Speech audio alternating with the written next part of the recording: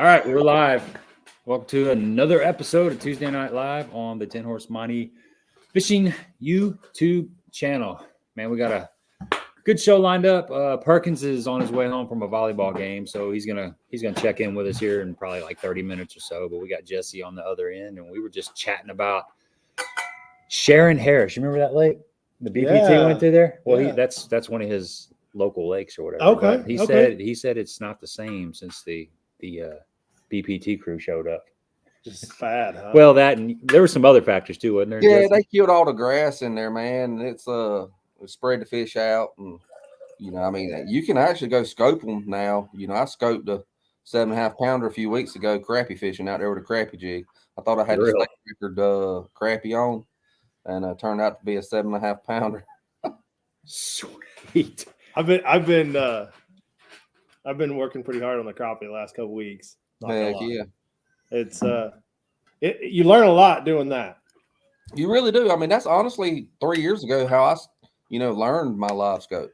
I mean, if you spend all winter out there chasing crappie around, I mean, you learn how to make precise casts and stuff.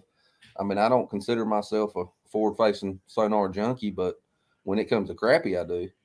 But man, it really teaches you a lot when it comes to bass fishing. Well, you just got to be disciplined. Like, pick out one crappie in that pile, or pick one on the back side or the front side or the left or the right of it. Don't just throw into what I've been trying to do is not throw into the mix of them, right? Where there's 7 million of them right there, but there's 3 over here on the left of that pile. I'm gonna hit them because I keep finding those are the bigger ones. I keep finding brush, man. With forward facing sonar, I keep finding brush piles. Like there's so much stuff that in areas I've side scanned and down scanned and stuff, and I keep finding brush like that. I'll tell you, I won't say it live because we got some people that be fishing over in those lakes, but I'll tell you some places to go look next time where I found some big brush piles, like in a couple different places. Really? And they weren't there last year, for sure. So they're fresh. And it's good to have they look like Christmas partner trees. like this. We don't team tournament fish together at all. Yeah. we just share everything. They look like Christmas trees, dude. They were glowing. Wow. They were. I mean, I wasn't crappie fishing, I was bass fishing, but honestly, when I'm out crappie fishing now, I don't even look for brush piles. I don't fish for the hundreds, big schools of fish. I literally will go to the middle of the lake and drop a trolling motor in 50 foot of water. And I mean, you're just looking individual fish because that's always your bigger fish. I have caught a bunch of 2-pound crappie this year, literally right out in the middle by themselves. Are they around any? Is there any brush piles that are close? They're just suspended. They just roam around all winter long out there by themselves. So how do you tell the difference between a 2-pound crappie, and a 2-pound bass? You don't. Okay. I can't personally. What I have found out that if the fish is swimming faster, it's probably a white bass or a bass. Okay. But if it's kind of like just staying there, and it's probably a crappie. That's kind of the same gist that I've got too. Is if they're moving, they're typically, if you cast at them and they swim off or they react immediately, it's usually a bass. But a crappie, he'll just stand there. He won't move. That's right. So we got a lot of fun. It's definitely a lot of fun. Fill the freezer up. We got a lot of stripers in one of our local lakes, and them rats swim like Mach 10. They do. They leave a bubble trail. They're just kind of fizzing the whole way. They look like a little rocket, just kind of. Yeah, they do. I remember my first trip. I know what they look like with live scope, which was 2-3 years ago now. I thought I just landed on the mother load of bass, a school of bass, and I made one cast out there with like a 5XD, and I made 2 cranks, and I went, "That ain't bass. I've never seen it before, but that ain't bass." There was about 7 of them that just mauled that 5XD. So yeah, those suckers, man. We talked about this, but those stripers will your little minnows swimming across the lake, and those striper will come 100 miles an hour right up to it. They'll stop. They'll flash. You'll see a really bright flash, and then they'll take off. Yes, like 1 out of 20 will grab it, but they come up 100 miles an hour, and it looks like they're just going to smash it. And then you see them turn sideways, and then they shoot off into the distance. So you guys may have already talked about this. Are you Garmin? You Lowrance? I actually run Garmin and Lowrance on my boat. For run active, you Garmin. run active target and Yeah, I run active target for Panoptics Garmin up front and Lowrance for side imaging, down imaging, and mapping. okay. So your forward facing is Garmin. Garmin. Yeah, I got you. Okay. Yeah, that's what we run, and We got the exact same setup. I tell you what, I got to fish with I fished with Travis Harriman at Table Rock for a couple of days not too long ago, and he has the Active Target 2 up front. And that cone, we've talked about this a little bit, but that cone, the difference in the cone, 18 degrees versus 20 degrees, is huge. Didn't seem like it would be, but man, it's huge, especially out there. Yes, at 60 or 70 feet. Yeah, it makes you a better caster, though. It makes you, if you're seeing your bait, you're a lot closer to the fish, to where you need to be. So absolutely. I ran AT2 last year, but I felt more comfortable. You know, the situation I was in last year, going into the final event at Lanier, you know, I was sitting in second in AOI points, and I knew going into Lanier it was going to be a brush pile, forward-facing sonar deal. So I always ran Garmin before last season up front, but I wanted to give the Lowrance a try and get, you know, Active Target 2, and I did. And like you just said, you know, the cone being smaller, it makes you a more precise caster for sure. But I just felt more comfortable with Garmin because I've used it for, you know, 2 years prior. So that's why I switched back just for that one tournament. And I just can't get away from it. I love it. Mm-hmm. Well, you know, we talk about crappie fishing, and how many times do you get? Well, we get sideways a lot in John boats, but you get sideways a lot where you can't get lined up on them. The wind gusts the wrong way. Yep. And making that cast gets harder and harder and harder, Yep. especially when you're throwing an 1/8 ounce jig. Absolutely. Whether you're crappie fishing or whether you're using a little sonar minnow and it's trying to throw that 1/8 ounce jig in a 20-mile-an-hour crosswind. Yeah, it's tough for sure. That's what was going on today with me. Was you out there today? Yeah, I was out there. Is that what I smell? It was rocking, dude. I caught a few fish. Did you? We got a little video, but it was rowdy, dude. Where'd you go? It was rowdy, Cedar. Yeah, it was rowdy. Coming across that main open, like by the bluffs in there. Yeah.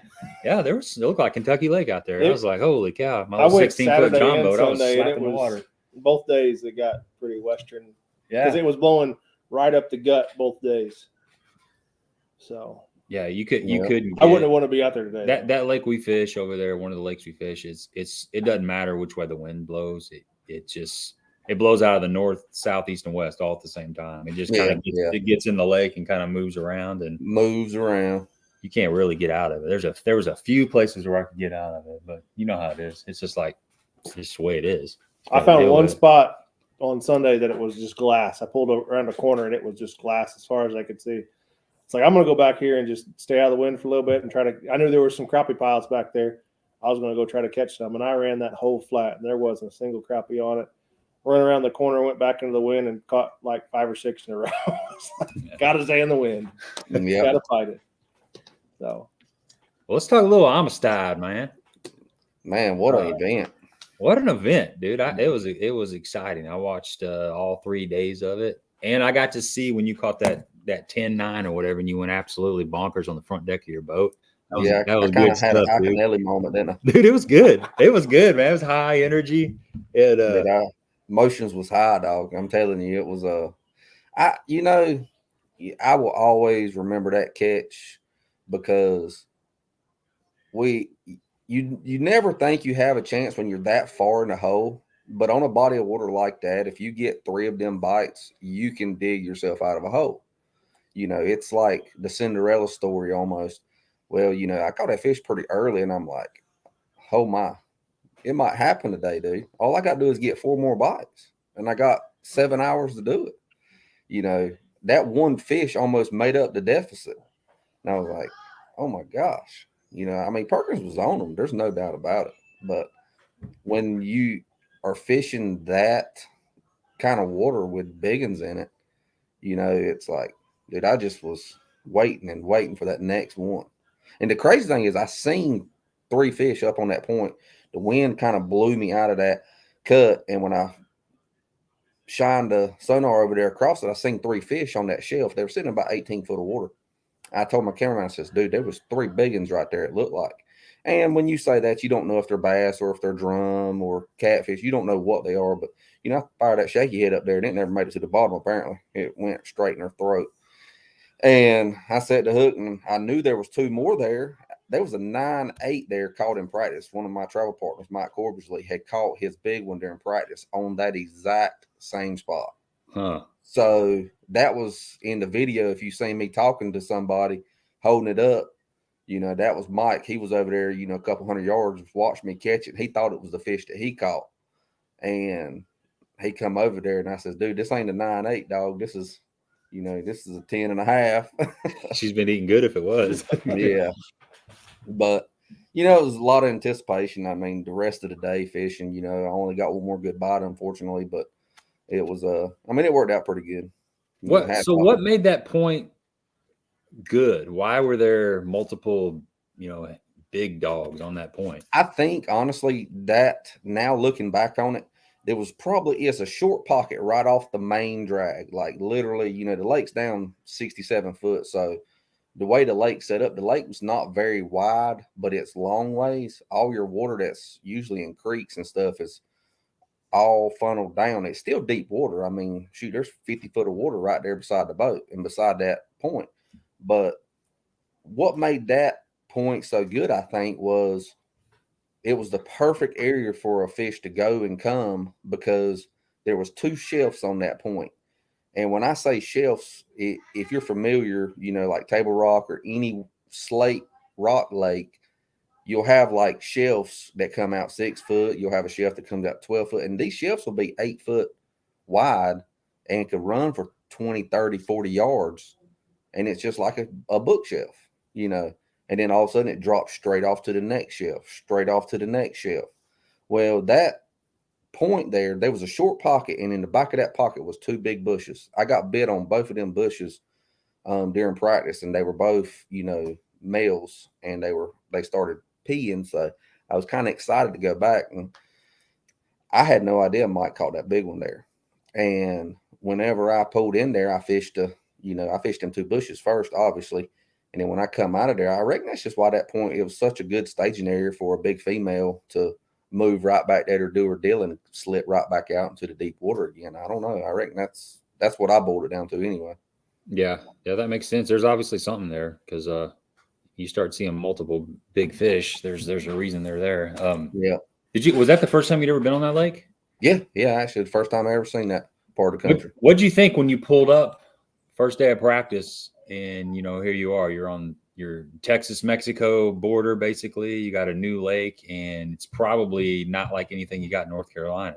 Man, it was overwhelming, really, because the first morning, we rolled out driving down the boat ramp. I mean, you got to go down a 900-yard boat ramp. I mean, literally, it is a straight shot down to the water. 900 yards, dude, I'm telling you. And it's like 5 lanes wide, and you get down there, and there's a little bitty dock down at the bottom, and you can put 2 boats in. Obviously, if the water's up, it's like a 4 or 5 boat lane, where you can dump boats in. But so it necks down as you get down there to the bottom.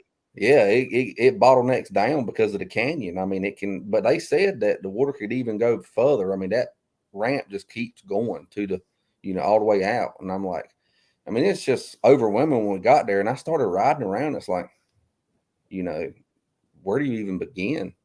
And you got all these 45 bluff banks. You got straight bluffs where they go from, 0 to 60 foot. I mean, I'm talking straight bluffs. You can touch the wall and be in 60 foot. I mean, it's crazy. And then you got these flatter pockets, and I really wasn't expecting there to be bushes in the water, but man, there was bushes everywhere under the water. I reckon before they flooded the lake, all that sagebrush, cedar, it just don't rot away, dude. That stuff's hard as nails. I mean, it's still there. Like old fence posts from the 50s. It was nuts. It's anything like you've never seen before. It's pretty cool. Huh. That's crazy. So what was your, like going into practice, what was your game plan? And were you looking for something like a certain type of, obviously it's probably pre-spawn. So maybe you're looking for staging areas like the point you Yep. talked about where you caught that big one at. Were you out looking? You know, what was going through your mind like on the first day? Like, what are you looking for out there? So, the first day of practice, after watching the 2 Elite series, obviously on Toledo and Fork, it was a forward-facing sonar. I'm like, Right. man, this is going to suck because if you're not scoping, you're hoping, right? So I literally spent 8 of my 12 hours the first day, nothing but scoping. And I caught a handful of fish, but most of them was white bass. I think I ended up catching 2 keepers that day, and they were literally 14.5 inches. And I kept seeing big ones, but I just don't think they were bass. I think they were drum. I mean, they just would not bite. And, that first day, it was like after, when I went through periods where I'd see a, short pocket and I'd go in and I'd throw a chatterbait, I'd throw a spinnerbait, throw a jerkbait. And it's like catching some buck bass everywhere you go, shallow. So none of them was peeing yet. So I'm like, yeah, they're definitely in pre-spawn, stage right now. But with the weather that we had and the weather that they had previous 7 days, I'm like, dude, these females I think we're going to hit this on the head.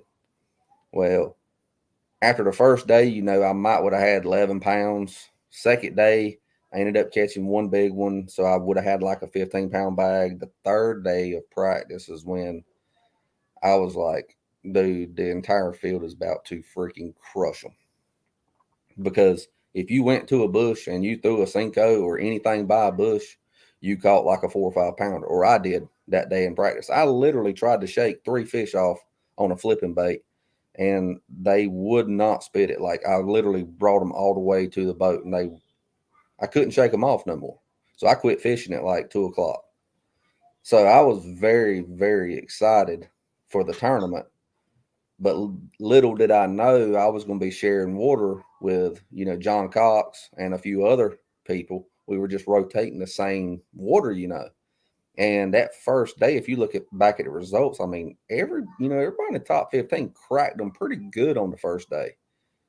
And I just don't think there was enough females there to reload. So you had to get lucky to get a couple extra big bites a day that second and third day of the tournament. And I think that's, what it boiled down to. But the weather didn't help us that third day. The wind come in and it kind of had a cold front. But yeah, I mean, it was a phenomenal tournament. Man, if you want to go to Amistad and catch fish, there's no doubt in my mind you're gonna go there and catch fish. So yeah, when you're sharing water with John Cox and it's shallow water. Well, he had a heck of a first day, didn't he? I was pulling up these results here and seeing who caught what. Yeah, 27-14 the first day. I mean, that's no, that's a killer bag. Yeah. Perkins had 29. I mean, you had 18-2. Walters had 21-5. So yeah, everybody caught him pretty good. A lot of people caught him pretty good. There's a lot of they did. I mean, that first day weights, man. I mean, there was some good weights. You were looking at the stats here. Look, you were one of the only consistent ones in the top 10. Yep. You stayed the course. You didn't have a 27-pound day and then no offense to John Cox, but you didn't have 27 and then a 9-pound day. Yeah. So you stayed up there with almost 20 every day. Yep. Did you fish? But by day 2 and day 3 of practice, you're not scoping anymore, right? Oh no. I mean, I did a little bit day 2, but after day 2, I probably scoped for a couple hours in a different area of the lake, and I honestly didn't feel like it was happening. And you always talk with your roommates. I traveled that tournament with Mike Corbersley, Todd Goad, Patrick Walters, and Trent Palmer. And if everybody was telling the truth, which I think they were now because of going back and watching the live coverage, it's not a scoping lake, or it was not a scoping lake the time we were there. How about that? Okay. So I mean, you could rule that out, and it was just good old fashioned, going down the bank and throwing at targets, throwing at rock veins, throwing at bushes. So I mean, it turned out to be a fun event because you could pretty much catch fish how you wanted. I know I never even threw a crankbait, but I know several people were throwing crankbaits and catching them. I kind of missed that. I didn't even ever pick it up. I just got clued in on, that Cinco and a shaky head and a jig, and I was pretty much doing all my doing all my work on that. So what makes a lake a scoping lake and a non-scoping lake? You know, honestly, I think it's time of the year. I think you can obviously scope on any lake in the country at the right time. You know, water clarity is got a lot to do with it. And Amistad did have the, clear water. You know, I mean, you could see 4 foot deep, but I just don't think it was set up that time when we were there on that warming trend. I don't think there's a big, healthy population of big bass. Okay. There is a monster population of 12 to 14 inches, and like I say, I caught some scoping, 12, 14 inches, but it definitely wasn't something that you could do all 3 days of the tournament and end up, doing well, I don't think. Okay. But what makes a scoping lake? That's the golden question. I mean, Toledo and Fork, I mean, obviously you can look at them now and say, yeah, that's a scoping lake any time of the year, because there was people catching fish on bed and catching all the big girls out, roaming around. So it's definitely changing the game for sure. Was that watercolor on that lake? Was it? It's hard to tell sometimes on live, but did it have kind of a chalkiness to it, or was that just? Yes. Okay. Yes, it did. And I think it's usually gin clear, but when the lake was up 25 feet, there was also a lot of hydrilla in that place. And all the hydrilla was high and dry. The first day of the tournament, the first day of the practice, there was some hydrilla still in 2 and 3 foot of water in a couple areas. But by the time the tournament started, the birds had nearby eat everything up. It was incredible. That's how I found the hydrilla. Just riding down the lake and I see 1,000 coots over there on a point, and I'm like, that looks different. And I rolled over there to it, and I was like, oh my goodness, I found the graveyard right here. This is awesome. And I ended up catching a few fish there during the tournament, but if the coots hadn't eat it all, it'd have been a really good spot. Huh. That's crazy, man. Yep. You always think about But I think that with it just being a rock slate contour everywhere you look is rocks. I think when the wind blows, it just stirs up that clear water, and it definitely had a green chalkiness to it. But you can still see, you can see your bait 4 foot down if you dropped it beside the boat. You couldn't see the bottom per se, but you could see your bait pretty good. Man, if that lake ever fills back up, oh my gosh, it'd be bonkers. What would happen is, if that lake came up 30 or 40 or even back to full pool, you could fish 3 days and never catch a fish because you couldn't find them. But when you found them, you would crack them. How much bigger does the lake get? I know you may not really answer that question, but how much bigger does the lake get when it's at full pool? I think that somebody told me that we were fishing on about 18,000 acres, I think. And when the lake's at normal pool, it's over 60,000. Okay. Jeez. So, it's a right big body of water. Well, and like you said, there's a plethora of 12 to 14 inchers there, which is a good thing if it does come back, because those fish got to grow up sometime. Oh yeah. But my goodness, I couldn't imagine a lake. You get a population of fish, and now it triples in size.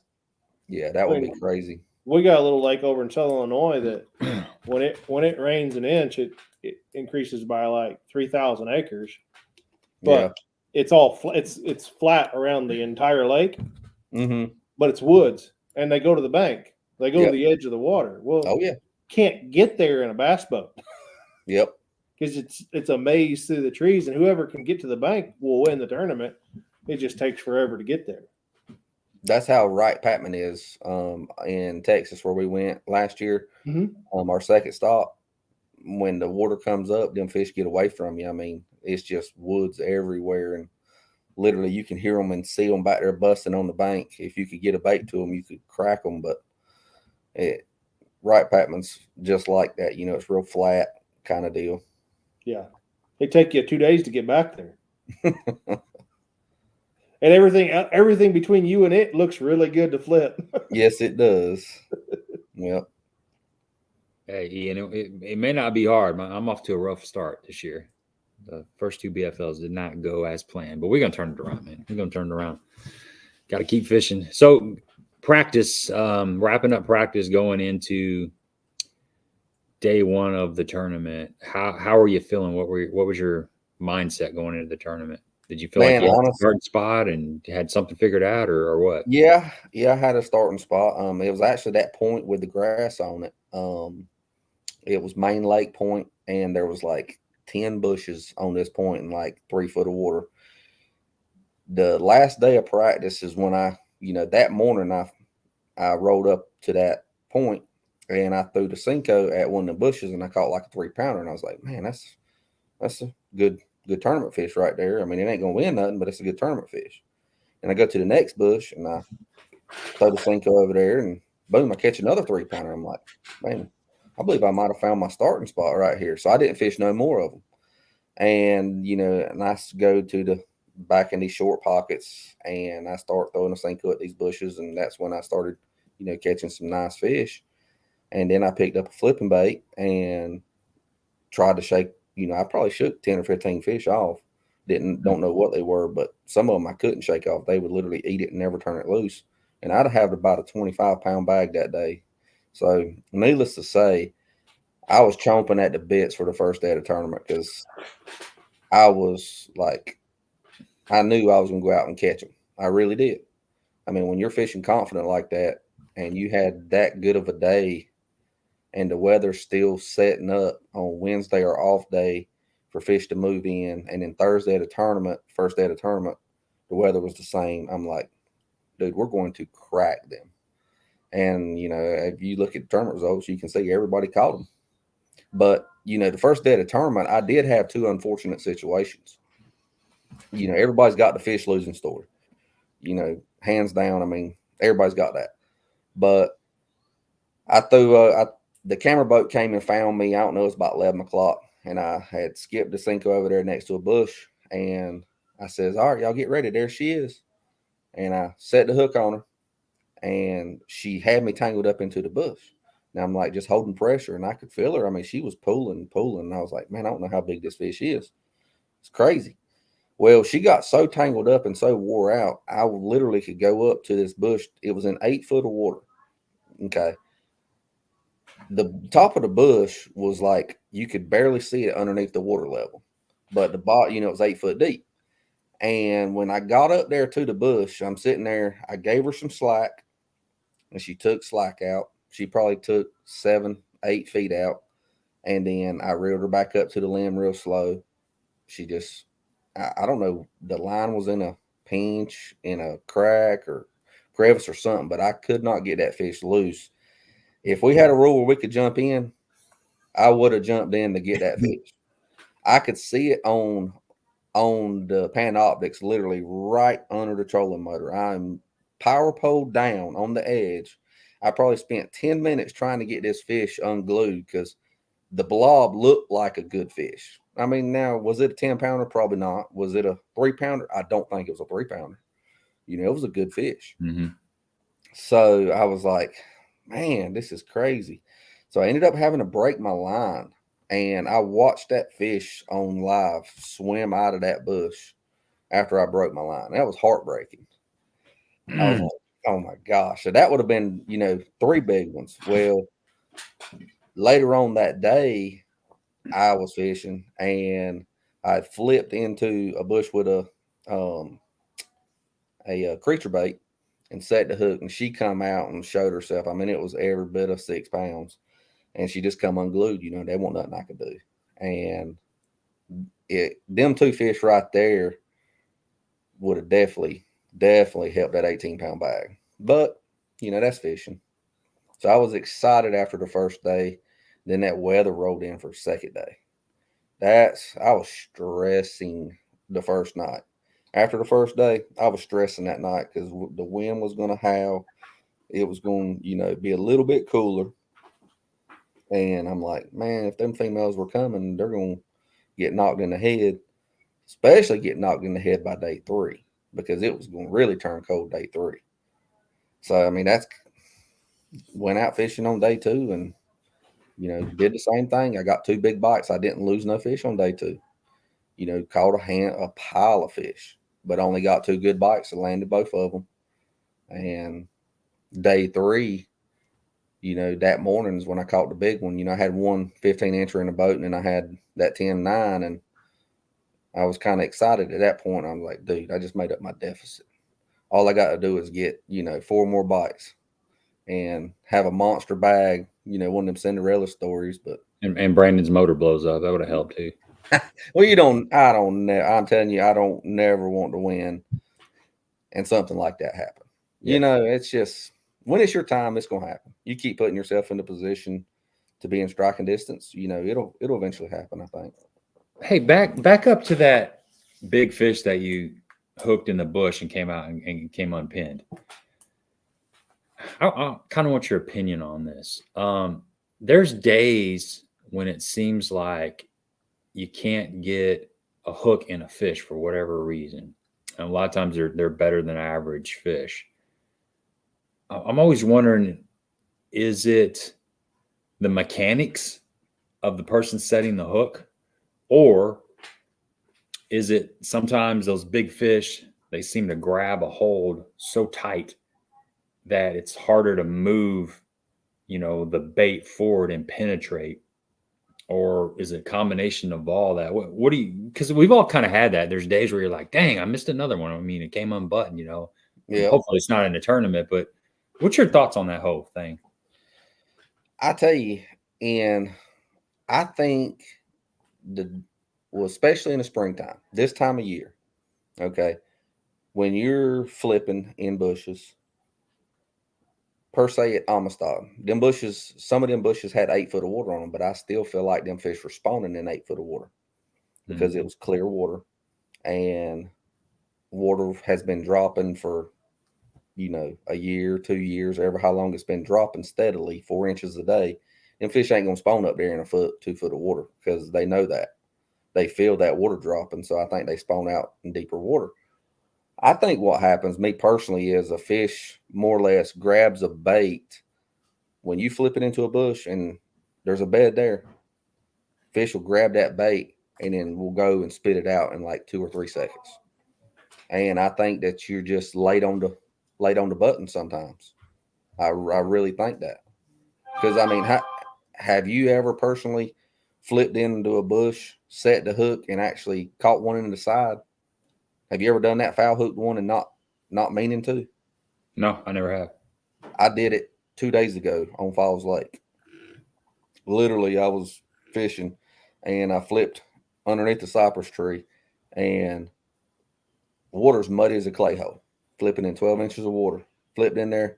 She said, "Doop." I set the hook,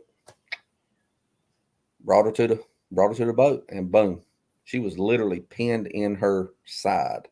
So I think she bit, went to spit it out, and when I realized it was a bite to set the hook, it was already out of her mouth. So I think that's why a lot of people miss a fish. You sure you weren't just snagging her on live scope? Yeah. That seems to be a hot topic. I don't know, man. Just saying. Yeah. Well, in the spring, I experienced this weekend. Like you're right. They pick it up and they move with it a lot more in the spring when you're flipping shallow. It doesn't matter if you're flipping bushes or just flipping laydowns or just flipping a rock bank. Yeah. They pick it up and they take off with it. They don't. It's not like a jig bite in June where they go thunk and then you just crack them. It's like you hit them, and by the time you hit them, you're whining and you're pencil sharpening it, trying to catch up with it, and finally you catch up with her, and she's underneath the boat. So Absolutely. A lot of times I think they move more than 2 or 3 feet. I think a lot of times they're trying to get the hell out of their bed. Yeah, or wherever absolutely. they're at. There's no doubt about it. When I caught that fish the other day, I actually had my wife in the boat with me. She just wanted to go out and take a ride on the boat. We had a pretty day and everything. That, I'm telling you, in North Carolina, that's, one big reason that I flip. I taught myself how to reel left-handed because in North Carolina, these fish bite so fast and they will spit it so fast that if you flip right hand and you put the rod into your left hand and click the bell then, and you're, you know, like a normal right-hand fisherman, you're missing a lot of bites. Yeah. So I taught myself how to reel left-handed so the rod never leaves my hand because I'm a right-hand flipper. I really believe that's why you miss a lot of fish, because they just bite it, move it, spit it. You know, you got to be so fast. So do you have two different reels then, left-handed, right-handed reels? I do. I got flipping reels. I got 3 flipping setups that is all left-hand reels, and then I got all my chunking and winding. I tried doing that years ago. Let's bring Brandon in. And I'm like, I can't Brandon, do you it. ready to come in here? Yeah. He's chewing on a cheeseburger, but I'm sure he's got something to add to this conversation. There he is, the Flipping champ. bushes and sneaky fish moving your bait off the bed without getting a hook in I them. think he's muted or Oh, is he muted? Like, I think you're muted. You're muted on your end, maybe. Technical Oh, yeah, he'll come back. Yeah, but so something that was happened to me today, and this is super frustrating. I think sometimes them suckers, you're feeling them spit it out. Like that's what you think the first bite is. They just ease up to it. Yeah, you're not even feeling That's it. very possible. Yeah. Because that happened. I was fishing this little back in this little pocket. There's a little short bluffy section. It's got about 12 foot right off the front of it. And I was pitching up tight. And man, I'd have a good bite, swift, just nothing, air, just a whiff. And I'm like, what the heck is going on? It happened to me 2 or 3 times. And then I finally got the hook in one, and it was a 3-pounder. So I'm like, man, I'm wondering if all of them was 3-pounders that I was missing. Because I was catching some smaller, some 14, 15, 16-inch fish too. But it was the same bite. But I was just, after missing those 2, I was like really locked in. And I was really paying attention to my line. And I got a hook in them. So I think sometimes that's just that. If you're sleeping, man, you feel them spit it out and you think that's the bite, and it's just air. I think a lot of times they grab the end of it too when they get real finicky. Oh yeah. They grab the pinchers. Absolutely. They'll grab the pinchers and you'll come back and have an empty hook flying at your head at Mach 10. Mm-hmm. Yeah. I had to put I came real close the other day. I put my covers back on my graphs again. I set the hook and I let her fly, and I missed my back graph with a ½ ounce weight about like that. So I slid that cover right back on there. How was that cheeseburger, Perkins? It's pretty good. I was starving after the volleyball game, and then I stood in line. I actually sat in the drive-thru for like 10 minutes and didn't move, and I was like, no. So I went in. I'm not going to tell y'all what I'm eating because it ain't a cheeseburger. But if you don't eat at Long John Silver's, we ain't homies, I'm crushing a 2-fish from Long John Silver's with vinegar all over it, and it is the sauce.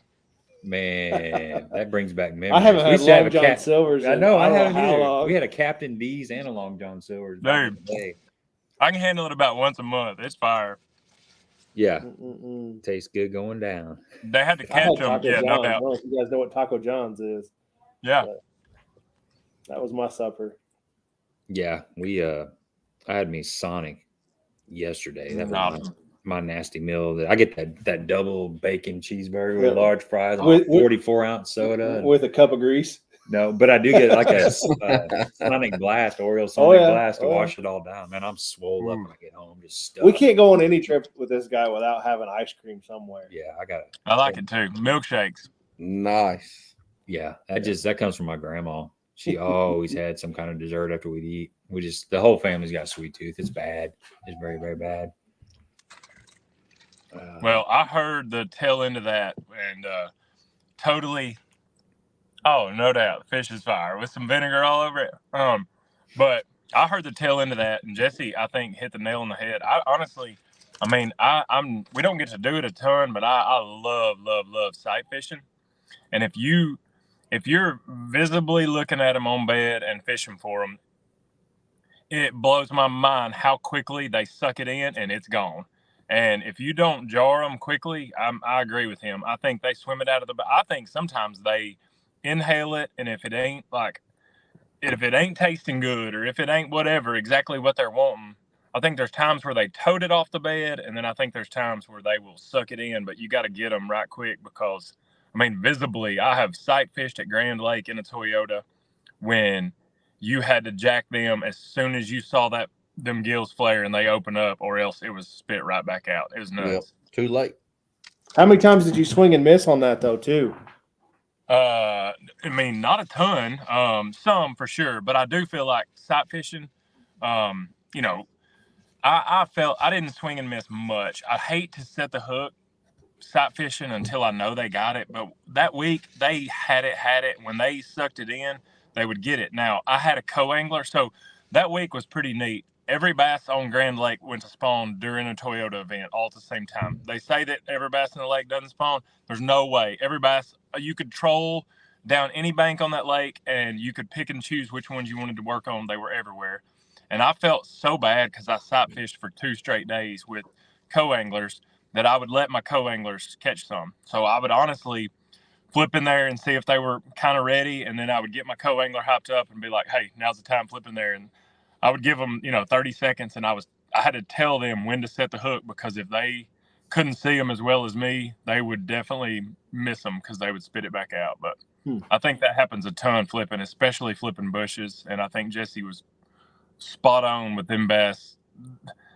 I tried the first day of practice personally. I felt like the fish at Amistad were going to be much further along in the spawning process than they were. And I went to the backs. I went to the dirt. I went looking for spawners. I was, trolling on high through a topwater and a buzz bait and everything else. And I don't think those fish, the way the water was falling, like he said, were anywhere close to spawning in the backs of those things. I think they were spawning out on that stuff they were fishing. Yep. What was the water temperature when you guys were there? It depends. Like early in the mornings, it was 56, 57 even daily. But then on up in the days, it would get pushing upper 60s, 67, 68 at times. Yep. So and it was weird because you would have a night, you would have an afternoon, let's say the second day of practice on that Monday afternoon. It got up pretty warm, the water temp did, 67, upper 67, 68. And that night, the low was only like 63. So I'm like, that water temp's not going to fall. And then the next morning, the water temp's 57.5 again. And I'm like, I don't understand that. It's like, how in the world did it cool off that much when it wasn't cold at night? But I guess it's that deep, clear water.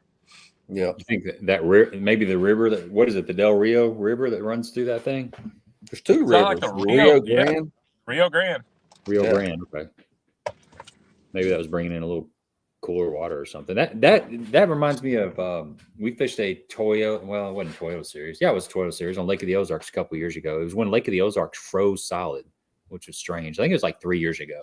I had it come up on my Facebook, my memories, but it would freeze overnight, and then it would thaw out a little bit in the day to where you could run the main channel. Some of the back of the pockets were still frozen, but then the air temperature would stay like 34, 35 at night. But you'd wake up in the morning and it'd be froze up again. It made no sense.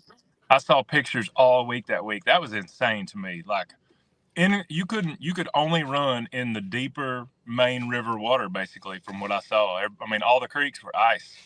And I mean big sections of the lake. Like we cut through, my buddy Mike, we were staying back by the 26-mile marker, and we could get out of his cove for whatever reason. But once we got towards the main river, the main lake, it was about a quarter of an inch of ice, and we had to break through ice for like a mile. Really? Yeah. And he thought he got out of there unscathed. But when he put the boat in the garage after a couple of days of fishing, it ripped his keel guard all the way. It peeled it all the way down. I bet.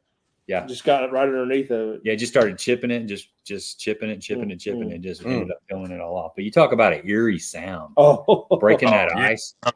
I've done that before, but not at that. I mean, I saw videos and pictures that week, and that whole lake was iced. I've been in creeks at Pickwick and just honestly kind of plowed through the ice just to see what. And it's a neat sound. Like, it's an echo and like a really neat, cool sound. Yeah, there wasn't anywhere to fish. You try to pull off in a cove or something to fish, and it was just solid ice across the top. You couldn't really. There was nowhere to fish. You got to throw a frog across the top and see if they'll. Yeah, until about 11 o'clock. We don't have the luxury of fishing ice in North Carolina hardly ever. Yeah, you ain't missing much. I heard that. No, you ain't missing much at all. So Brandon, back to the Derby. We talked to Jesse about his practice and stuff. What were you looking for? I mean, obviously day one, you said you were looking for maybe some spawners in the backs. How did day 2 and day 3 of practice go? So day one, I thought those bass would be a little further along. I kind of kept up with temperature over there. Prior to us going, I would pull up Amistad or Del Rio forecast, and I would look like, hey, it's getting up to 83 today, and tonight's only getting down to 65. And even on the ride down there, keeping up with the I guess it was Fork where the elites were. Some of those cats were sight fishing and definitely talking about spawners. So I thought, man, there's no way that these bass aren't spawning at Amistad. And that first day of practice was a struggle bus for me. And I caught a ton of bass. But the biggest bass I caught on day one was like a 193. And I put it on the scale because I was like, this is the puniest bass I've ever caught. It looked like a 3-pounder, and it weighed 193. And that was the best bass I caught all day. Day two, I said, honestly, day 2 morning, I started out doing the same type stuff I did on day 1, but I went to a different section of the lake, and I was getting the same results, catching the same size fish. And I've said this on a couple other deals and maybe even on a social media post, but I was trolling, working my way out of a cut because I had been to the back. The water was a little dirtier in the back than it was toward the main lake. So I'm working my way out, just fishing down a rock bank, and I get to a bluffier stretch, and I look down and on my active target, and I'm like, hey, that's a big one. Because the first day, all I saw on those points and stuff were just little rascals. I could throw a drop shot out there and catch them. I mean, they would chase it down and eat it, but they were 1.5-pounders. I said, that's a big one. And I grabbed a Bill Lewis scope stick, like the 120, the big jerkbait, and fired it out there. And I watch it, and I'm like, oh, this thing's fixing to eat it. And sure enough, it eats it. And it was like it was like an 8.5. It was a giant. It looked like a 10-pounder. While I was fighting it, I was like, I want to land this bass because I know Jesse's caught some giants. I've never caught a 10-pounder in my life. Honestly, I've mostly fished Pickwick, and I know we got them, but I've caught multiple 9-somethings, but I thought it was a 10. I get it in, and I'm holding it, and I'm like, there's no way that's a 10. I put it on the scales, 8.5. Well, then I keep working my way out, and I get to another stretch that is also a deeper little transition bank, and I was like, I'm going to throw this jerkbait again. So I throw the scope stick out there and didn't really see much, and then I grabbed a MR12 plug, and I fired it out there just across a little point, but it was more bluffy than it was a longer point. So I bomb out there and I bow up and catch another big one. And I was like, all right, these fish are they're relating to deeper stretches. I think they're working their way in these creeks, but I honestly, and I feel like from going back and watching what little live I have, then I think I was fishing a little bit deeper than most everybody else was. I never got the deal going like Jesse and Cox and them where I caught a few flipping bushes, but what I caught wasn't giants, and I never found any of that good stuff like he's talking about in the 8-foot range. All the bushes that I was flipping were really, really shallow, and all I was catching was little bucks. As far as day 2 of practice, once I figured that out, what I felt like the fish were relating to, the rest of my practice was sampling. And I've had multiple people say, Brandon, you just had to have the best area on the lake. And I'm like, guys, I think I had it dialed down so much. And there's no way to explain it except for when, like Jesse said, when it's your time, because I had no insight. I didn't know what the lake would even fish like. I went out there with no idea. But I stumbled on those, and I just took it and ran with it. And the pattern held up, luckily, fortunately, because I was worried with it warming so quickly that, it was going to push those fish further back. My week was about a swim bait. I did catch some key fish on, like I said, that MR12, and I actually caught a 6.5 on day 2 on the MR12. I caught some fish on the MR6 as well, but for the most part, I threw that swim bait a lot, but it was a cool week. Like Jesse said, when it's your time, and when it's not, it's not. And I've had several of those when it's not, it's not. And, just keep plugging away. And if you put yourself up there enough times, it's going to click. Were you, so after you figured out that pattern, or the right areas, the deeper banks and stuff, were you able to find several locations that would fish the same way or were set up the same?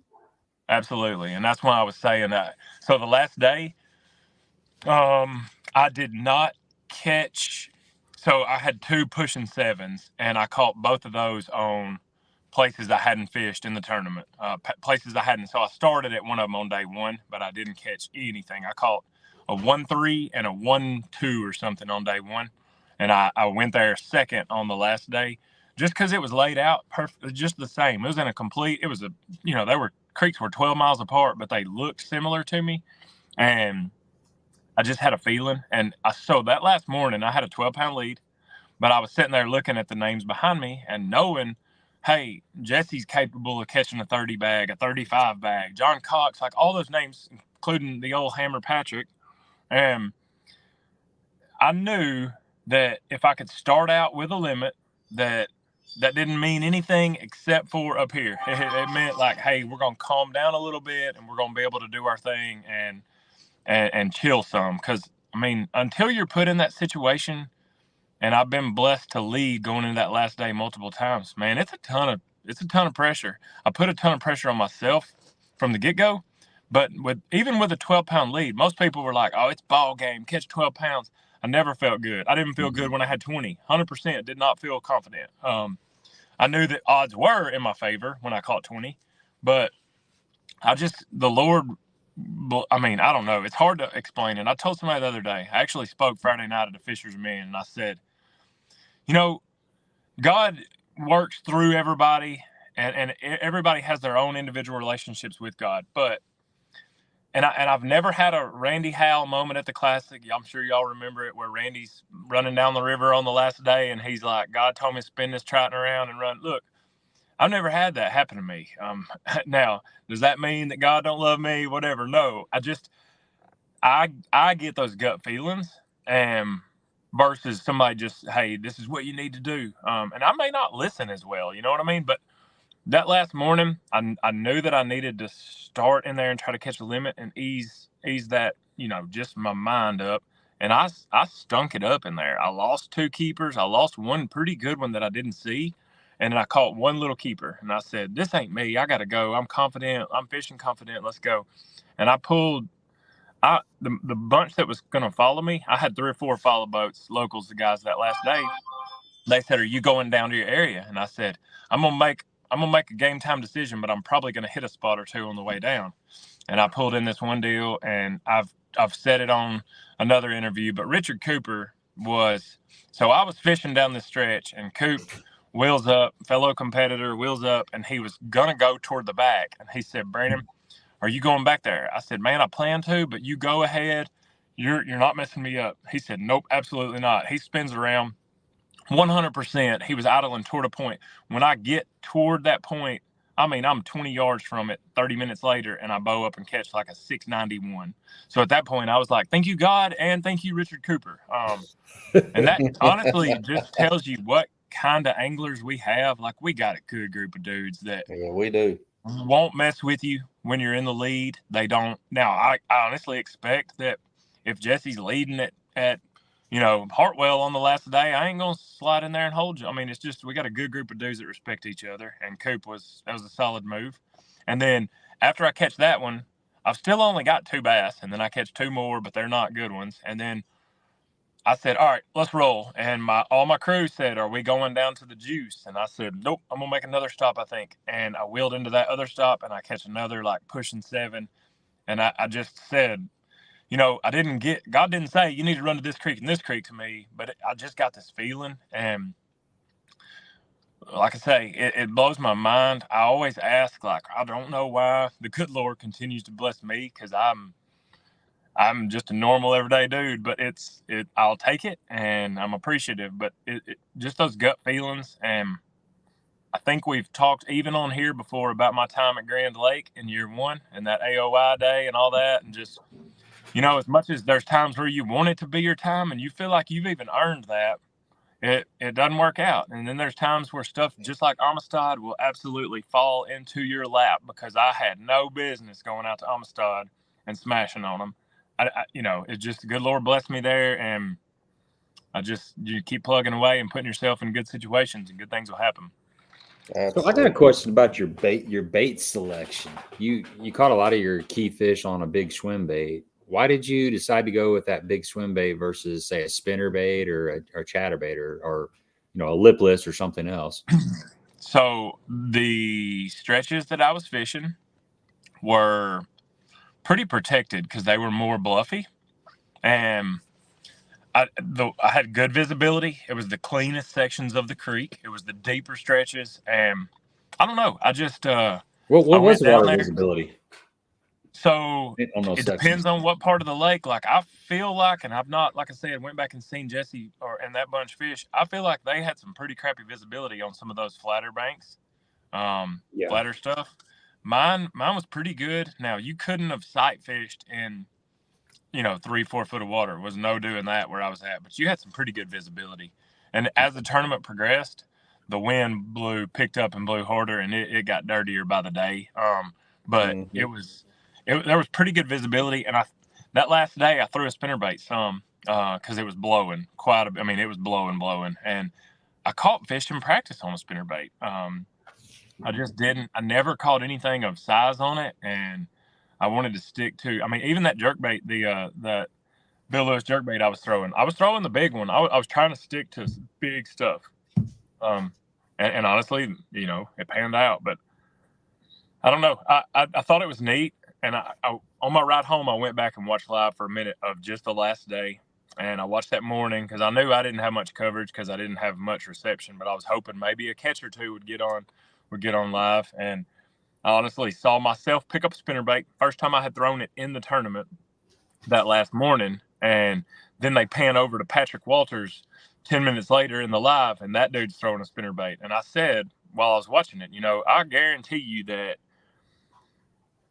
he probably didn't throw a spinnerbait all week either, much. And it's just one of those deals that the wind was blowing. It just felt like a spinnerbait day. And I didn't catch any bass. I weighed on it the last day. I just feel like you were very likely to catch them on a spinnerbait that last day in the wind.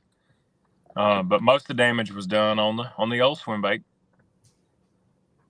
Okay, yeah, because when I watched, your service was spotty. Unfortunately, you know, you get a little section, and a lot of it maybe it was pre-recorded and looped back or whatever. But yeah, I remember that last day, the time that I saw you, you were throwing a spinnerbait, and I was like, what's he doing? He's catching these fish on a spinnerbait. You know, I was like, go. You know, I wasn't locked in to. I say that. I caught some giants on that swim bait. I wasn't necessarily locked into it. I kept them honest. Like day 2, I pulled up on a deal on a good stretch and worked down it with the swim bait, got about halfway back, still hadn't had a bite. And I get to where I thought was a good little stretch. I had caught like a 6 and a 4 there in practice, and I bombed that MR12 out. And I'm telling you, it was my first cast. I get it about, I don't know. I had just started banging up the rocks a little bit, and I said, biggin'. And I told Travis, my cameraman, I said, oh, crap, it's on this plug. And I had broken off a couple of those plugs because that rock was nasty on those bluffs. And I couldn't remember if I'd changed the hooks. I always, something about it, I always like to change hooks out on my plugs, even though they put some pretty good ones on their stock. I always like to change hooks out. And I couldn't remember, like, dude, do I have good hooks on here or just stock ones? Or I didn't, and it came up and jumped, and I was like, oh, it's big. And it was like a 6 3/4 on day 2, and I don't know, so I wasn't locked in. I was very confident in the swim bait because I had seen what was the caliber of fish that was eating it. But I caught, you know, I threw a spinnerbait. I flipped a couple. There were several of those bushes that I was running by as I was trolling fishing bank, where I'd flip in the bush, and I caught some flipping. I caught some throwing the scope stick jerkbait, which I love that thing. And I'm not good with my front looker yet, but that thing makes it pretty easy. It's a big deal. You can see on the screen it's a big bait, and I'm not awesome at all with it yet. But I wasn't locked into the swim bait. I tried several different things, and each day was just a little bit different. Hey. So you mean to tell me that we got 2 guys on here that aren't dialed 100% on forward-facing sonar, and you guys went 1 and 2 in a tournament? I mean, that's That's mind blowing, isn't it? No doubt. I thought it was the devil, and it was going to take over bass fishing. Forever. Oh, I know. Well, there was somebody in the comments on one of NPFL's posts, and I think it was after day one, and I had told my dad, after practice, my wife, my mom, my dad, my brother, everybody's blowing me up and saying, how was practice? And I think a couple of them were shocked when I said, best practice I've ever had. And not necessarily like catching wise, I just saw enough to know what the potential was. And that I, cut hooks off, shook fish off, things like that. But I felt good about it. Somebody on day one, my dad knew exactly what I was doing, and somebody on day one in the comments said, I'm cheering for John after the weigh-in. I'm for John Cox. I'm tired of these forward-facing Sonar guys. And my dad was like, Brandon, can I get him? I said, oh, yeah, fire away. And my dad was like, I can guarantee you that this moron son of mine ain't fishing no forward-facing Sonar stuff. So, but it was neat because I honestly think that, Cox wasn't doing it either. Blasted almost 28 on day one. Jesse wasn't doing it. Now, I'm not going to say we don't utilize it, but it's not specifically being used. Now, my fear is around the spawn being one of the only times where it doesn't dominate from here for a little bit. Now, I do think that they'll get to a point where they get tired of swimming around out in the creek channel because they're getting bombed at by little flashy minnows all the time. Absolutely. It's going to come. It's going to come. We've talked about this on previous shows. Do you guys – I know it's dominating right now, but do you not think a tournament still can be won shallow, not looking at them? Oh, yeah, absolutely. We just did it. Yeah. The tournament weights haven't went up 10 pounds a day over the course of the last 3 years, right? I'm not living under a rock. The weights aren't going up. You still caught 20, 25 pounds a day in a lot of these tournaments to win on some of these big fisheries. Or you went out and you caught 18 or 19 pounds and you did well. Now you're just looking at them doing it. Right. I think there's a lot of guys that are really, really good at going down the bank and fishing. Let's call it what it is, fishing. And they're caught in between, right? You guys kind of used it as an accessory, not as a 100% focused on it. But I think a lot of these guys are in between, right? They don't know whether they want to go scope for 6 hours or they want to go flip down the bank for 6 hours. Here's my take on it from Amistad. I said earlier, I don't think it was a scoping lake where you can go target them fish out in 40 foot of water suspended. But where I utilized it was all the bushes that was in 8 foot that you couldn't see until you got right over them. They'd be, 2 foot under the water column. And you're like, darn, there's a bush. There's a bush. So I've always been a big believer. My most favorite thing about forward-facing sonar is more accurate cast every time where fish live, most of the time, if that makes sense. If you're putting your bait by wood, by rocks you didn't know was there every single cast, then the percentages of catching goes way up, obviously, because you're throwing to where they live. So that's how I utilize it on Amistad. Even when I was throwing a wacky worm, them bushes were 8 foot. You couldn't see the bush until you got right over it, but I could throw it out there because I knew the bush was there, and the fish would come up out the bush and eat it. I didn't necessarily see the fish in it. I just was seeing, structure. Right. Yeah, it's allowing you to make high percentage areas. High percentage areas. Right, exactly. Yeah, because them suckers, I was seeing that today. Those suckers, they get on the back side of something, and you look at it, and you're like, oh, there ain't a fish there. But you throw something over the top of it, and all of a sudden, there's a fish there. They're hiding, or they're on the bottom so tight you can't see them. I tell you what, we talked about before you got on, Brandon. We talked about crappie fishing, and I was fishing some standing timber the last 2 days, or Saturday and Sunday. And I tell you, you talk about getting on the backside. I watched 15 of them that I couldn't see. They were sucked so tight to that one piece of wood. You catch one off of it, and they'd all just start coming out. Yep. It's like, geez, how many are there? No doubt. How many that we don't see? Last year at Santee, I spent probably half a day scanning, and in the same little area that Patrick caught him in. I mean, and I'm not saying I fished the same stuff. He had some magical stuff that was awesome, and my stuff wasn't very good. But I rolled back up day 2 because it was blowing, and I didn't know how long it was going to take me to get back. And I got back with about 30 minutes to spare, and I said, I'm going to throw at a few of these brush piles.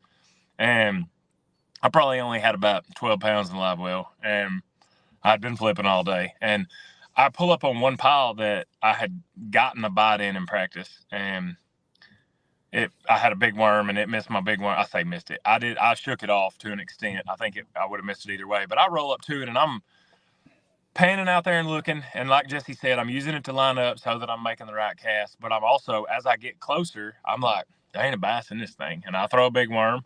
I don't even know what all. I threw all kinds of stuff in this brush pile.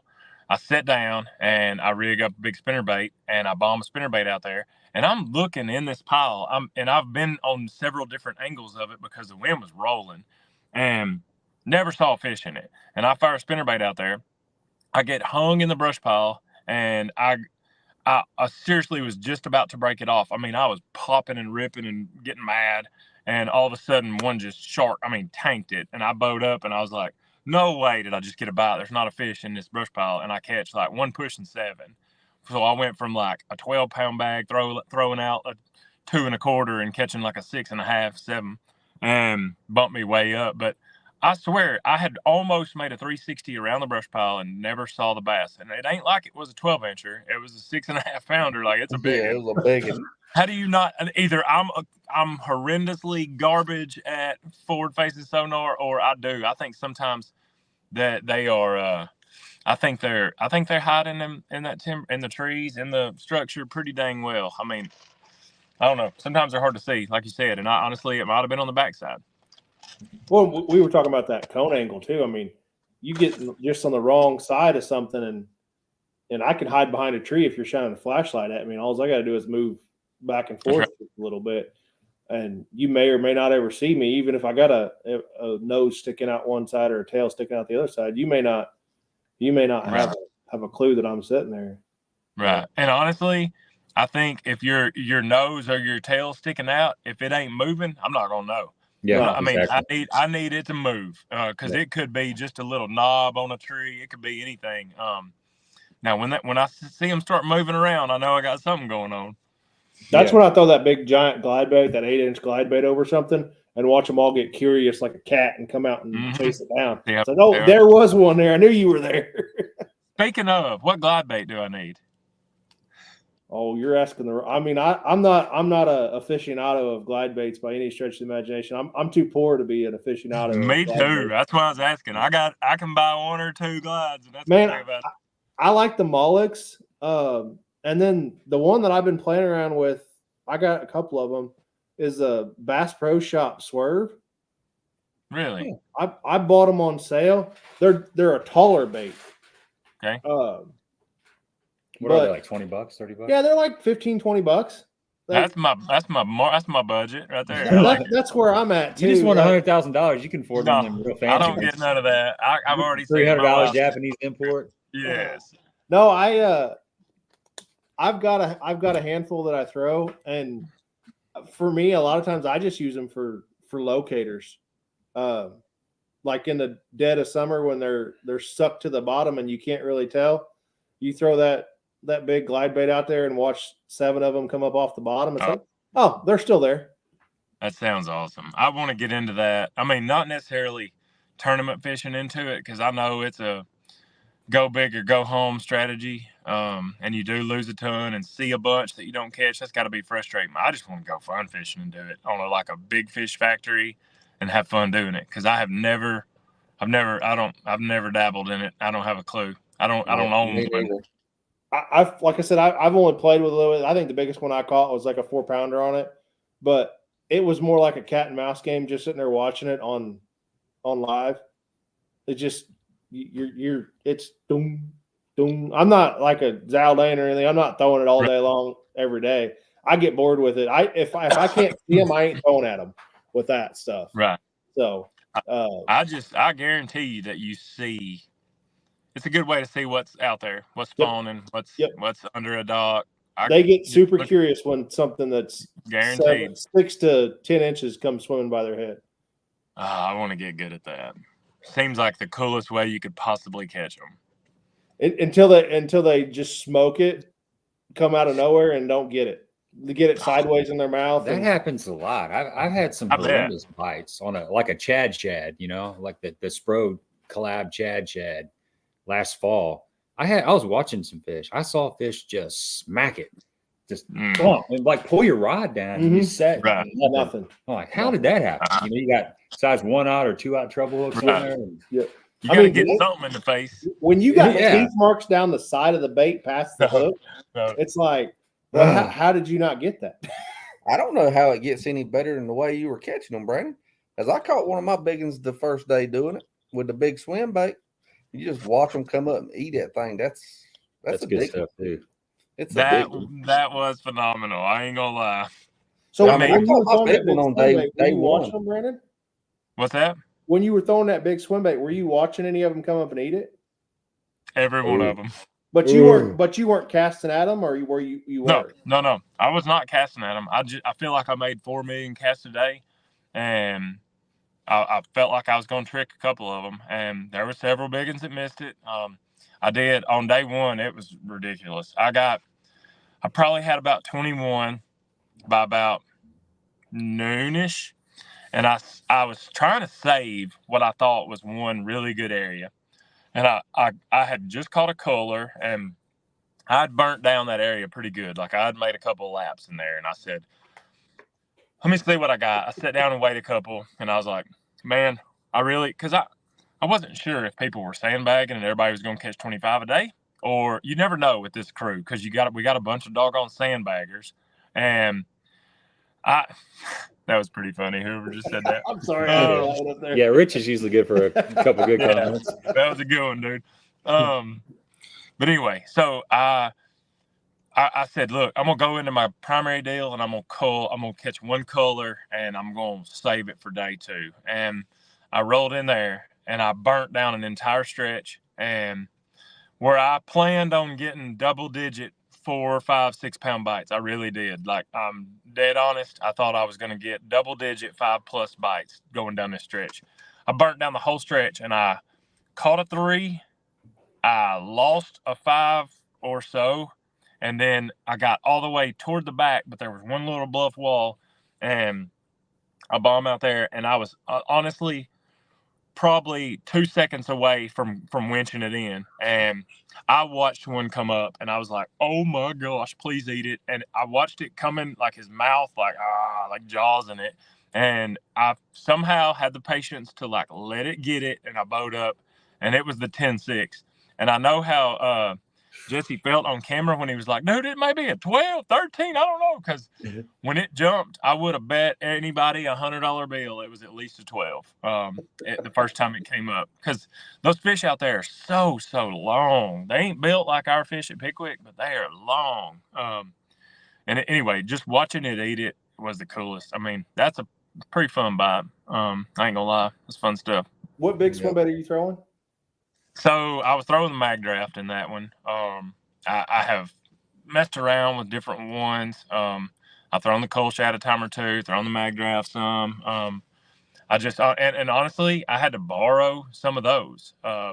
Once I figured that deal out, I was like, because I don't keep a bunch of those, and those fish were so big that the little harness thing inside there they would literally, when they were shaking it, come out. I mean, I took my treble hook off the last day of practice, and that's how I had a pretty good idea that I was going to catch them, because I was watching them eat it, and I was like, oh my gosh, this is fun. But I was going through a couple of them, and it's not like I stock a whole box full of mag drafts. It's not something I do a ton of. I was having to borrow them. No, I was throwing the 6. So you were throwing a little one. Yeah, I wasn't throwing the big one. Heck, I don't even own a big one. I just, so a long time ago, years ago, I went to Table Rock, and I was trying to see if it was Lake Ozarks Table Rock. It was Table Rock for a TBF National, and I got on them on a swim bait. That water was clean, The fish were almost spawning. I mean, they were all over it. You could see a few on bed, but when you flip up there, they just dart and wouldn't come back. So it was pretty close to being all over the spawn. And I caught some big ones on a swim bait way prior to the mag draft ever even happening. I just rigged me up big giant bass tricks. And I mean, I threw some crap together and caught some big ones on it, but I lost a bunch. It's just not something I'm crazy confident in. Those fish at Amistad though, they were getting it. Like when they would come up and jump, even on camera that last day, I had one come up and jump, and I said, it didn't fight at all. When I boat up, it comes straight to the boat, and I was like, all right, I go to lift my rod up to go lean down to lip it, and it went crazy. And I remember saying out loud on camera, like, dude, he's got it choked. Just calm down, calm the crap down. He's not coming off as long as I don't break it. But that was a cool bite, just a little 6-inch. You know, and it's tough because that's obviously not a sponsor bait of mine, but the company that I work with, a couple of companies I work with bait wise, don't make a competing deal. And I honestly tried other stuff. I felt like that was one of the things they were honed in on, but I tried to keep them honest. And I said in another video, I caught them on that MR12 and MR6, and I don't understand it. They wanted the orangest of orange baits. I broke out fingernail polish, and I went gangster on some MR12s and 6s, just fingernail polishing them up. It was pretty gross, but no, that bite was awesome. I don't think it's very complicated. Like my dad was like, Brandon, how do you fish that thing? And I said, man, I don't know. I just throw it out and reel it in. Like I don't really have any. I'm not. I'm not a pro swim bait thrower. I've thrown that mag draft around a little bit, and the drawing power of that bait is absolutely unreal. Yep. I can't explain it, and you guys are shaking your head, so I'm not on this island by myself. But when you're scoping with it, and there's nothing out there, and all of a sudden fish just appear. Right. I don't know if it's because it's got megabass on the side of it, and they just like megabass, but it is. I don't know. It seems to draw even those fish. Like I said, when I'm throwing that big giant glide bait, they draw those same fish up with that. But I'll hook more of those with that than just getting T-boned and not catching anything. So I'm with you. And I Googled how many how many different colors of nail polish do you carry in your boat? A bunch. So that's something I need to be doing, I guess. No, I'm goofy. So my dad, he's probably gonna watch this and be like, "I knew I taught him something." That dude. So y'all know those OG wiggle warts, like that SP90 Missouri crawl color that's worth like $200 a bait. Ain't no telling how many of them my dad has ruined with fingernail polish back in the day, and he just always had fingernail polish around. He joked around and said the lady down at Dollar Tree was real worried about him buying fingernail polish every couple of weeks. But I've always kept it in my boat. I paint spinnerbait blades with it. I do all kinds of dumb stuff. I keep a pink, hot orange. I keep a doggone yellow chartreuse. I keep reds. I go all out. I sand them down, whatever I'm sanding down. Then I put the, what do they call the stuff you put on before the fingernail polish? What is that stuff called? Some kind of primer or something? Some kind of primer. But what is it? Acrylic primer? Maybe. It's something. You buy it. You put it on your fingernails before you put the fingernail polish on, apparently. But this is all new to me. I'm just listening. Yeah. You're the expert. Yeah, but yeah. I just smell it. I don't really pay attention. Look, I got 2 daughters too, and that stuff smells terrible. It's pretty bright. When you do it in the house, I messed around the first time and did it in the house, and I was like, solid base coat is what Chance is saying. That may be it. I seriously, I don't think that's what it says on mine. It's I don't know. But anyway, if you don't do that, if you forget that detail, your paint will chip much, much faster. And I have painted, like I said, spinnerbait blades, all kinds of stuff. And I mess around with them. I'm not worried about the scent on it. Like some people are like, you paint your spinnerbait blades and that fingernail polish is going to smell terrible. I'm not, it's a reaction bite. I ain't worried about it. They're not going to sample it. So I don't know. I mess around. A lot of people make fun of me for it, but I don't know. I guess as long as you're not on the front deck painting your toes, unless you got $100,000 check sitting behind you, I don't think anybody really cares. No doubt. I like to piddle around with it. I've painted crankbaits on the spot. I butchered up a jerkbait one time back in the day, and it was one of those like it was a straight eye megabass back in the day, years ago, 5-6 years ago. Them straight eyes are supposedly pretty valuable, and I got on them one day on like a French pearl OB. It had that orange belly, and I broke it off. Broke the bill on it. Didn't have another one, and I butchered one up. And I didn't realize it was one of the like straight eye ones that's so expensive. And I painted that rascal all up. I'm probably about as bad as Don Perkins is. Well, I know as soon as I get to the house, I'm gonna raid my dog. There you go. Clean up, because look, they steal my house shoes, they steal my t-shirts, they steal my gun, whatever. Do you keep sandpaper in the boat too? Oh yeah. I went through stuff at Lowe's one day because I was like, I got to figure out a way to, because honestly, I do it on spoons a pretty good bit. Might be a nail hardener. It may be. I do it on spoons a pretty good bit. There'll be times where I want it to look like a chartreuse blueback crankbait, and I'll do something along those lines, or I just get dumb with it on spoons, and that's probably where I started doing it at spinnerbait blades and spoons. But yeah, I mean, I get made fun of pretty regular at our house. You talk about that giant glide bait bite. That spoon bite is one that we don't get too often around here, but my gosh, when we do, there ain't nothing better.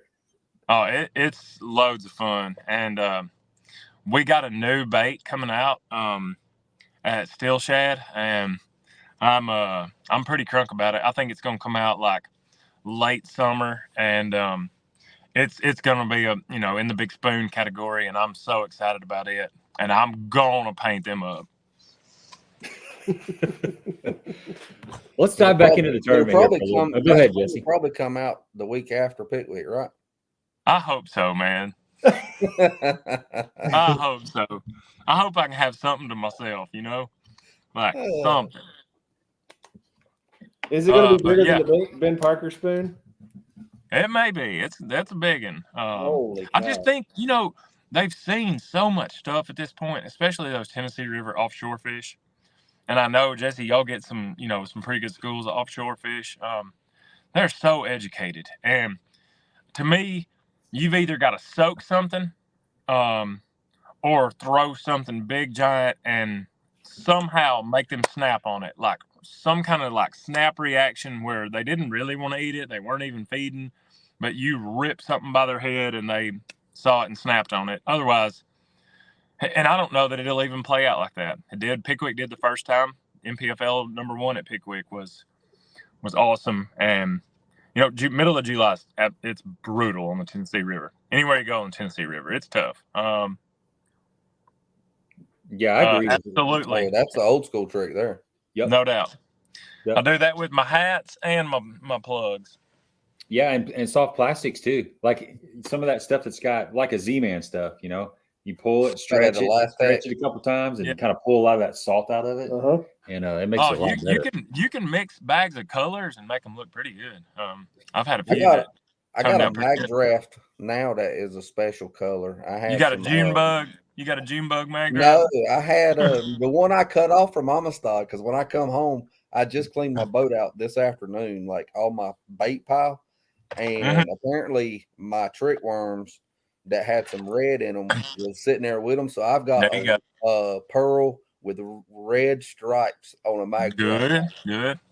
That ought to get them. That's a bleeding shad, man. That's what I'm talking about. The problem that I always had with that's the one that's going to catch it, and I can't reproduce that. That's true. It's always that like one light pink worm that got thrown in, or the white worm that got thrown in with all your red shad stuff back in the day, and you got two of them. That's old school red shad right there. Heck yeah. But I tore them up on red shad. What are you talking about? That's the old Pickwick nighttime juice right there. Red bug and red shad. Oh yeah, I remember the first time I was introduced to red shad. There's a little local lake around here. It's like a little, I don't know, Lake Gerardo. What is that? About 100 acres? Maybe? 150. Yeah, I mean it's a small lake, just a 10 horsepower lake. and I'd been fishing all night long. And when I was young, man, I used to fish until whenever, if I got tired, I'd just sleep out in the boat and wait till the sun come up. That's how it was before I had kids and all that stuff. But I remember this old boy pulled up it was about 2 a.m. and I was done. I hadn't had a bite since the sun went down. And he had just got off a shift. He was working at like P&G or something. He worked the night shift and got off early in the morning. Anyway, he was just getting ready to dump in. And I said, man, I'm struggling, dude. He's like, you should jump in the boat with me. Long story short, he threw a red shad culprit worm and caught the snot out of him. And that was my introduction to red shad. I still got red shad worms somewhere. Oh, me too. Yeah, that was good. That's a great worm. I don't throw it enough, man. I just don't. 2 green pumpkin, June bug, and that kind of stuff. Keep it pretty simple. I mean, if you're fishing the Tennessee River, you got to throw a plum worm, right? That's a good one. Ain't no doubt. And instead of the plum back in the day, I threw red bug a ton, and that was the deal. But the nighttime bite was that old red shad. Pretty good stuff. I miss those days for real. It was simpler back then, wasn't it? It really was. I loved it. And when you said I used to fish all night long, I ain't no telling how many times I'd go fish a night tournament. And oh my gosh, I'd go fish a night tournament, and then I'd wind up fishing all the way till on into the morning. Like I could not get enough prior to kids and being married and all that. It was, I don't know. I feel like that was, and I honestly think that, and I've said it before, so the live scope guys are no doubt hammers for positive. They are. They've made their way through the opens and made the elites, and they've, dominated trails at times. But I honestly think that they started, I think they've missed some of bass fishing. And whenever, like we said a little bit ago, Jesse, whenever those fish leave the creek channels and go back to the bank, they're going to have to learn stuff that we learned the hard way. And you take your lumps and you take your butt whoopings, and I'm not saying they won't adapt, because I guarantee you they will. I said the other day to Luke Duncan, we were talking about it, and I said, man, I feel like I was robbed growing up at the wrong time, because I had to learn all this stuff on my own or with buddies figuring it out together.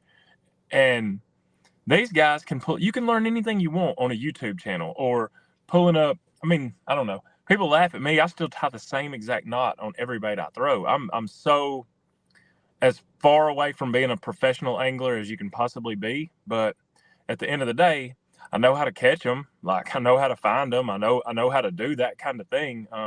But there's kids.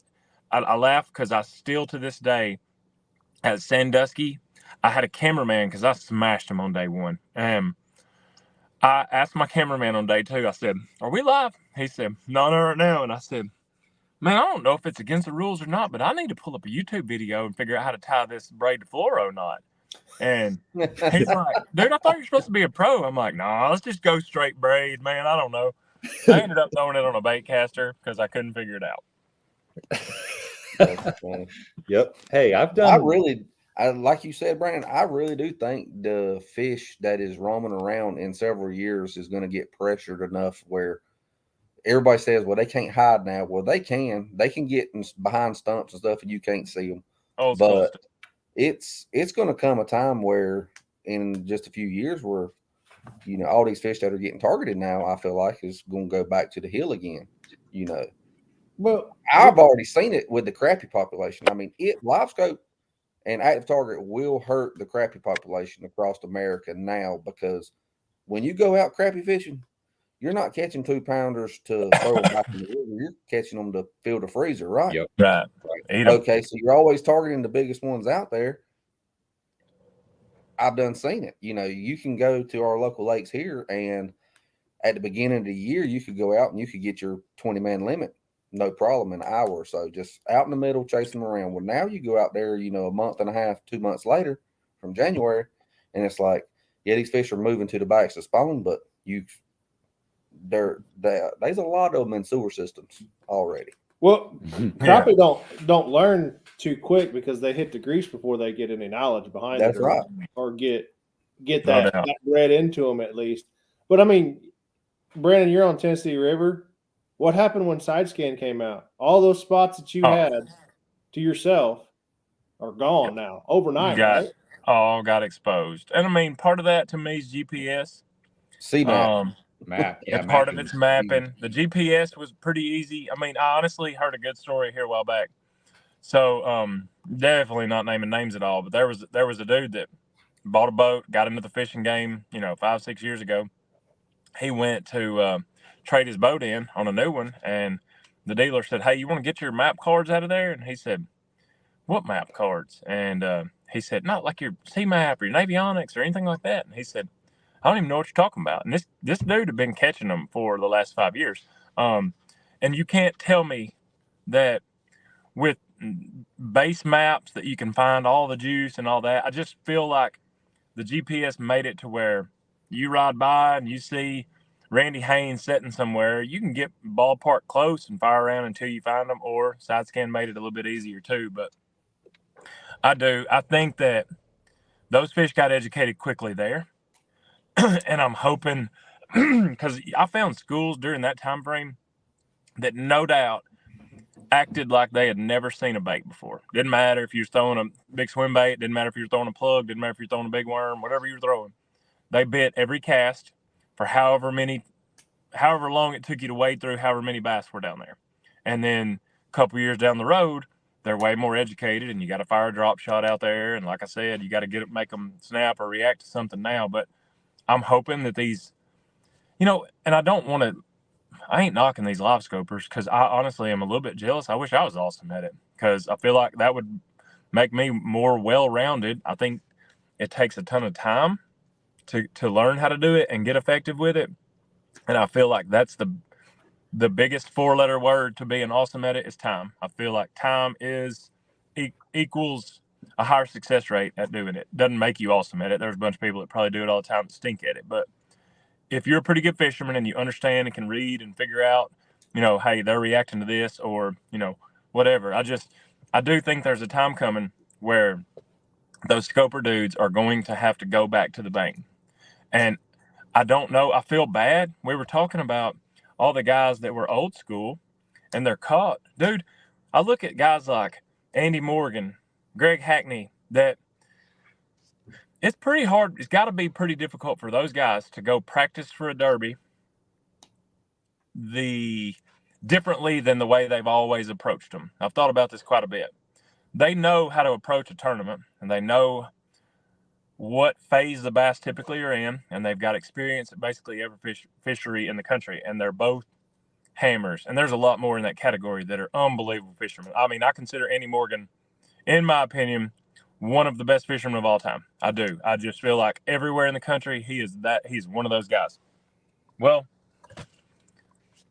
he's probably adequate at forward-facing sonar. I would say that he's probably gotten a lesson or two from some young guy that showed him the ropes, and he probably figured out some on his own. But it's hard for him to scrap his total history and throw every bit of that. And I just feel right now like it's changed so much that I feel like we're going to lose a couple of those guys. I really do. Like, hey, this ain't fun anymore. I've enjoyed kicking people's teeth in my whole life, and now I'm getting my teeth kicked in.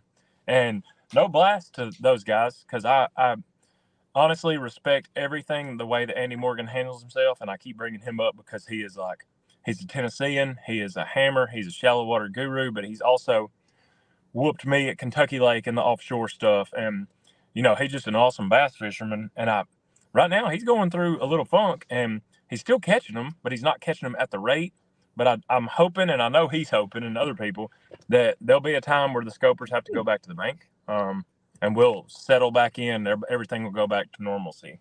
What happens though when a Andy Morgan, a Greg Hackney, a Randy Howe, a Swindle figure out live scope? What happens when they do that?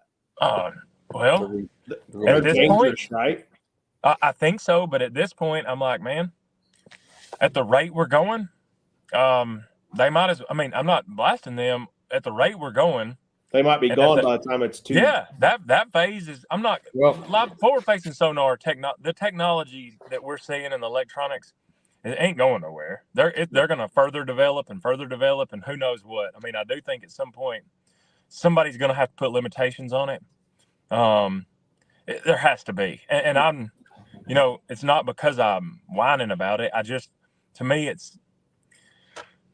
Man, it's not fishing. And I'm not knocking it. I may get blasted for knocking it. I'm not knocking it. Those dudes are unbelievable at it, but it's not the same. It's totally different.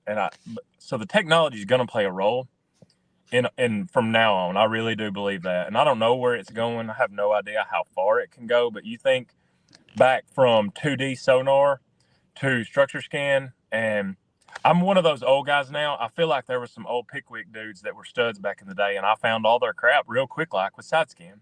And I'm sure that they were like, these young dudes and their electronics. Well, I'm now the old dude that's like, these young guys and their electronics, because they're unbelievable at it. And I know it's more complex than trolling around looking for them. I really do. I get that. But, I feel like it's not rocket science. And, but at this point, I don't know that it would benefit me a ton to go devote the next year of my life doing it so that I'm awesome at it, because I do feel like those things, they're going to get educated just like all these offshore bass do. I think it's just for me personally, it's another tool in my toolbox, right? Mm-hmm. I'm actually, I don't fish near as much as you guys do, but I'm devoting this year not tournament fishing, which I coach baseball, so there ain't no way in heck that I can even tournament fish anymore. Yeah. But I'm going to devote my time on the water to live scoping, whether it's crappie fishing, whether it's bass fishing this summer, whatever it may be. But I'm going to get better at it just so when that time comes. And I struggle with it because, my goodness, I love going down the bank, flipping a jig, catching them on a jig. Like, there's something about cracking them on a jig in 2 foot of water that warms my soul. But it's or throwing a chatterbait or throwing a absolutely, or, absolutely some of that stuff. But, I caught one on a swim jig in the grass bed Sunday, and I brought it up over a pile of grass, and I just saw a flash. I never even felt him. I just freaking jacked him, and it was like, that's awesome. That's what it's all about right there. I wasn't watching my screen. I mean, heck, I couldn't watch my screen because it was all blurred out with grass. But you don't. It's just something about that. You take back to what we were talking about, how these established pros that are in the middle towards nearing the end of their careers, and they're having to learn this new technology to keep up with the younger class. No doubt. One of the differences is a lot of these younger guys, Trey McKinney, Drew Gill, Tristan McCormick, there's so many of them, and there's a new class coming up too. They just keep coming up. They've got a lot of time. They're out on the, Trey's an hour away from us. He fishes a lot of the same lakes that we do, and he's on the water 4, 5, 6 days a week, nonstop. He's single, has no children, not a lot of responsibilities at him. Okay, that's what it takes to really. That's what it takes to put 6,000-7,000 hours behind a screen and learn live scope and when to use it. Now, people that have an established family, they've got sponsor obligations, they got boat shows, they got all these things going on. They don't have that time like they used to. So it's difficult to learn that in a short period of time. So to me, I think that hopefully those guys that we mentioned that are the established vets, they're going to be able to incorporate that into their game, and it will help them. But I don't think they'll ever have the knowledge and the time to put in to become an actual scoper, Now, they have that knowledge. They have the patterning, the fish, the locations, and all that stuff that took years and years and years to learn. So I think if they can maybe they won't have to put quite as much time in. Right. But I almost think it's like you said, Brandon, I almost think maybe it's too late for them to just go full in on scoping. Right. And patterns are hard to break. Like you said, these guys, when they practice, they have an established system that they implicate based on the season, based on the fish movements, the weather. They go out and they kind of they know kind of where to start because they've had it's worked 20 years. It's worked for 20 years. Yeah. Right. But I think something that's changing too is these fish that are out here off the bank in the wintertime, they're getting educated. They're getting picked on. They're seeing boat pressure. They're feeling the pings. They're seeing baits and stuff. And I don't know how you guys feel about this, but common sense would tell me when those fish do move up shallow, they've already felt a lot of pressure. They're not like stupid, dumb, and bite anything that comes down the bank. I think they're going to be a little bit harder to catch each year as they keep getting picked on throughout the year. Here's a Dang it. random thought that I thought with all this forward-facing sonar stuff with the seasoned veterans, the ones we were talking about, that the Andy Morgans, the Greg Hackneys, they can approach a tournament now eliminating half the field, knowing they're not going to go shallow, so they'll have a lot of water to themselves. That's true. That's true. You know what I mean? When you got 50 guys dedicating the entire tournament out of 103, field, they can eliminate them guys from going to the bank. If they're just out in the middle scoping, they're going to have a lot of fresh water if it sets up right. Hey, there'll be a tournament this year won. There'll be a tournament won on the bank. Old school tactic. I hope you're right. For the health of the sport, I hope you're right. Yeah. Because we thought Florida was going to be one last year. But what they don't talk about is the guy in 2nd, 3rd, 4th, 5th, 6th, 7th, 8th, 9th, 10th that was flipping, that was doing traditional Florida things. They talk about the winner who was doing those things. Yeah. And I get it. It's where the money's at, right? The sponsors absolutely are pushing that agenda that they want to talk about that, and that's where all the dollars and cents come from. So I hope you're right that the fish do move.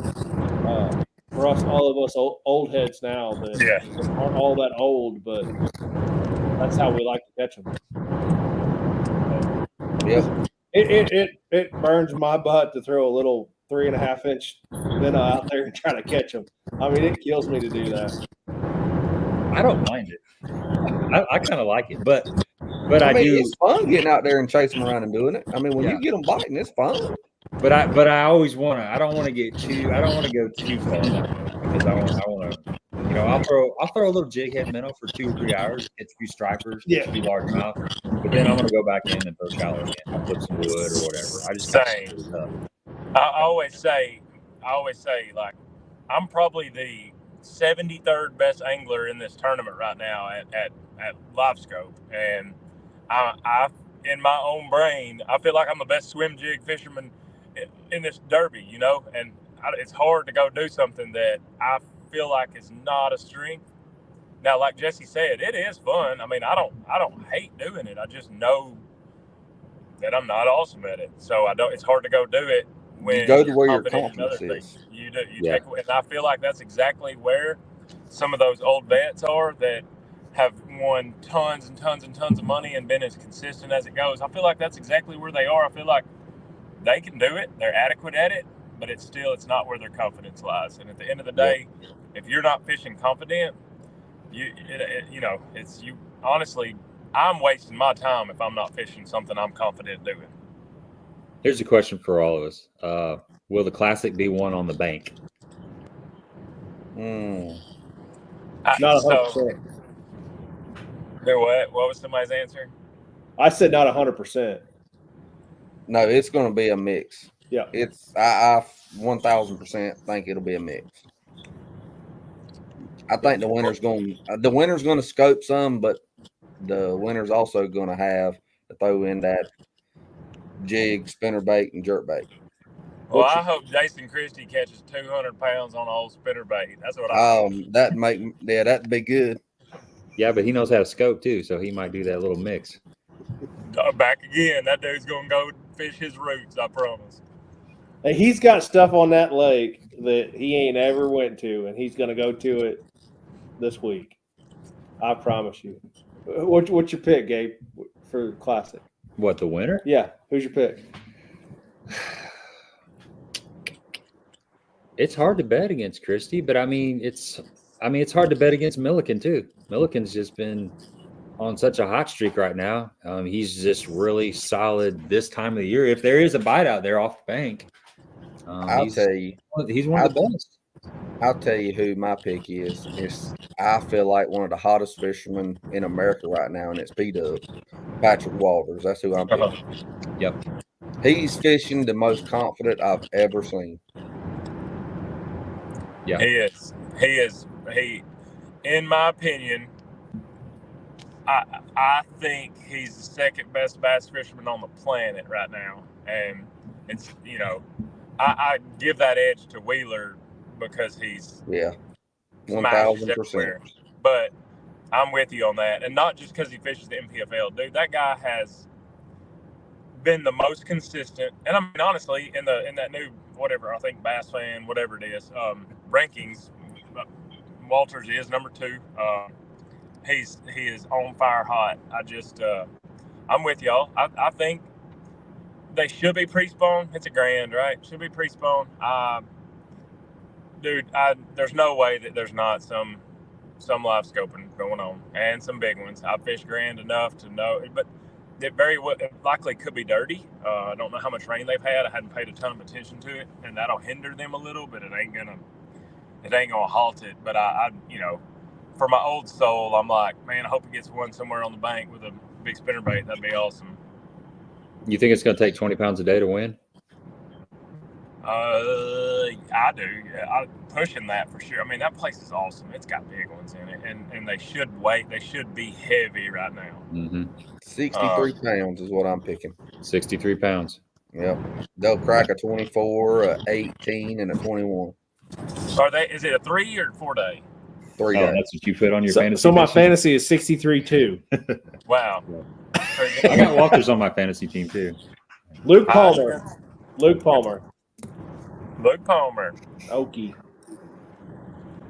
going to be a good derby. There's no doubt about it. It's going to be a good derby. Yes.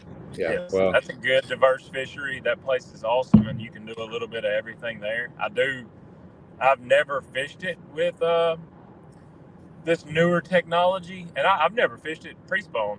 I don't know. I feel like it's very diverse, and you can catch them. You can Tommy Biffle them up, or you can Milliken them up. So Milliken is hot. I mean, he's on fire, and he's so good at that stuff. And I'll tell y'all another name. So Jake Lawrence is fishing the pro circuit this year. Y'all may have heard I know Jake. Dude, that cat hammer. is going to take lunch money from people. I guarantee it. I fished against him a good bit, and he's on another level. And what's nuts about that cat is he's not just a scoper. I'm telling you that. He was taking my money, and he's a youngin'. He was taking my money long before the scoping. He's a hammer, and he has to be up there in AOY right now in the pro circuit. I think Drew Gill's leading it, but I think Jake's probably up there in the top couple, and he'll be hard to So Brandon, I fished the BFL last year on Kentucky Lake out of Paris, and I drew Jake, and I fished as a co-angler, and he won that. It was the super tournament. Shocker. Yeah, exactly. Shocker. But you're right. He is so dialed in. He works hard all day long. I've said this before, but half an hour left in the day, he was fishing like he didn't have a fish in the live well, and he had 18.5 pounds. And that to me that worries me. So at some point when my 2 little girls get grown and off to college and don't think dad's very cool and stuff like that, I want to try to fish like more and time, but the ability to do what you said.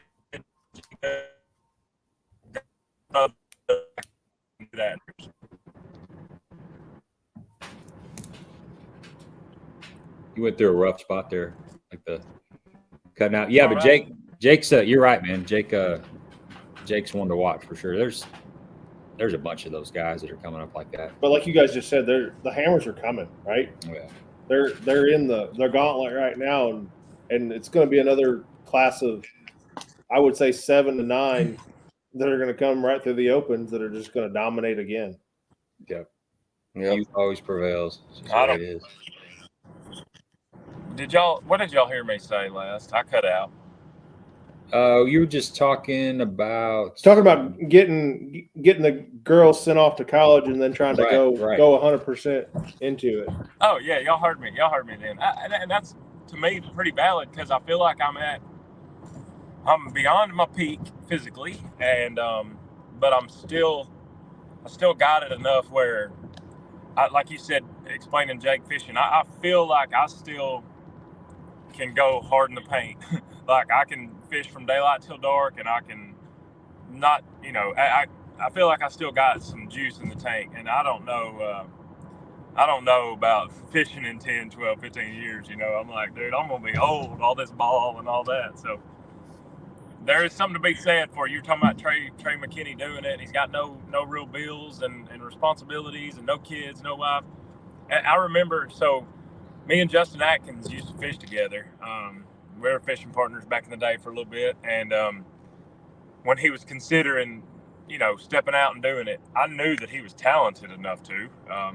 And he was debating because it was kind of a risky move for him at the time. Didn't have a ton of money saved up. And I said, dude, if you're going to do it, now's the time. Just trust me on that. I've often regretted, like, man, maybe I should have tried that at some point. And I'm perfectly content with the way it's played out in my life. But, it's a pretty good time to do it when you can dump a ton of time and effort into it and not fall slap on your face. Or I just wouldn't want the pressure, and I've thought about this a ton, of feeding my family based on my fishing skills alone. Because there's times, just with my success in the NPFL, I've fished it 4 years, and I've had 3 years where I've made over 100, and I had a year where I made 29. So we ain't gonna eat much on 29,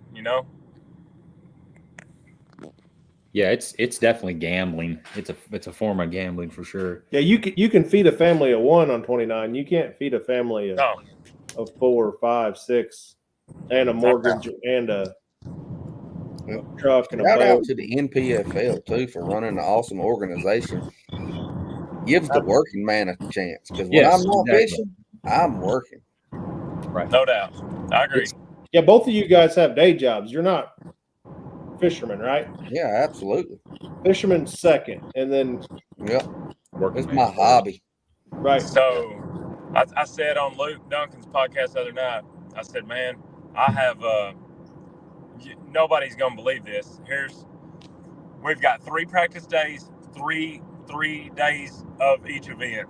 And last year I sucked so bad at Lanier that I actually pulled the plug on the last day and didn't even go. And I went to my little girl's ball tournament because I knew I'd already made the championship and knew I wasn't getting a check. And I was thankful I went. My little girl got MVP and they won the tournament, and it was awesome. But I fished 35 days last year in the NPFL, and I fished 3 hours outside of that all year. I fished 35 days and 3 hours last year, all year. Nuts. Yep.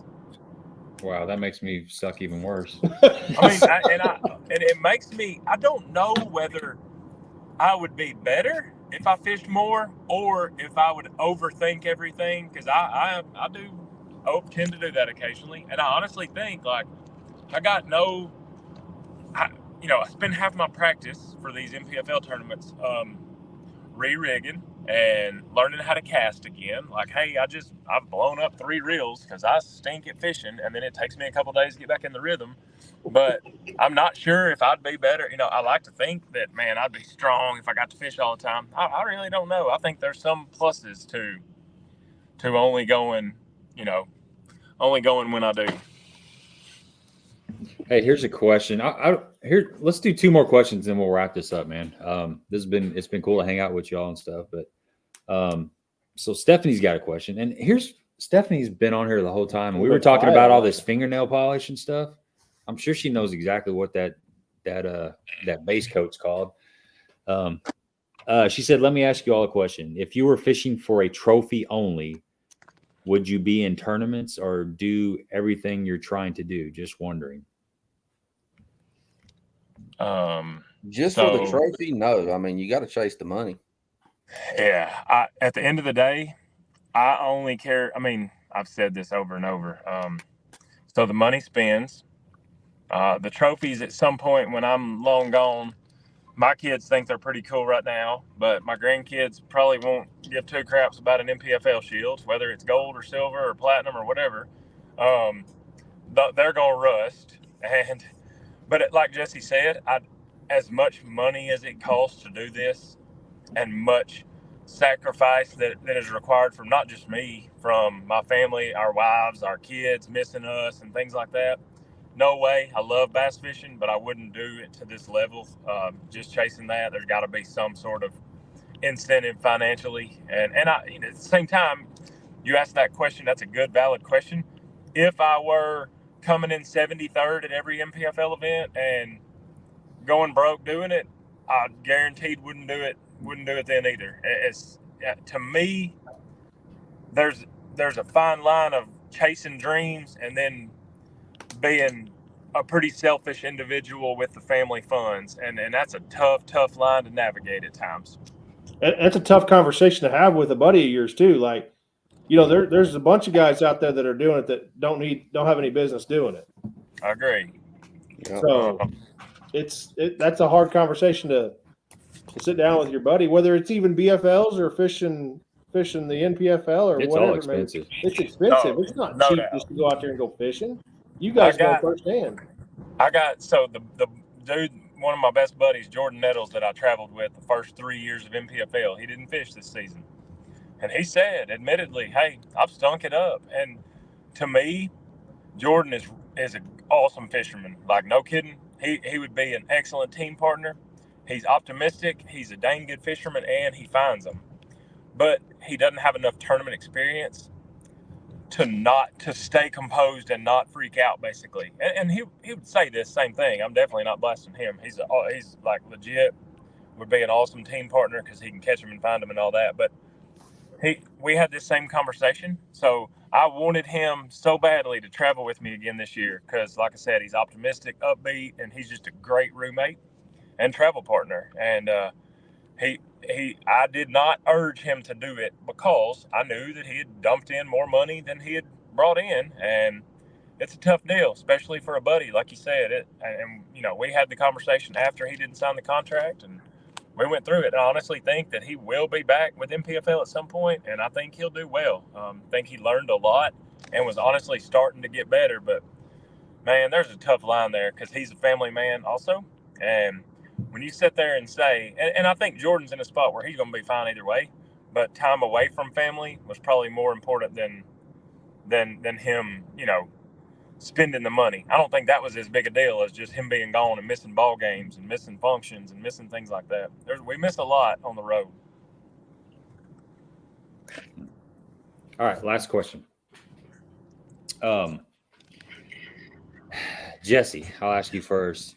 If you had 2 hours to fish with any bait and the fish were going to bite it, what would that bait be? What conditions? I mean, is it pre-spawn, spawn, or post-spawn? It don't matter. The fish are going to bite it. If you're throwing it, the fish are going to bite it.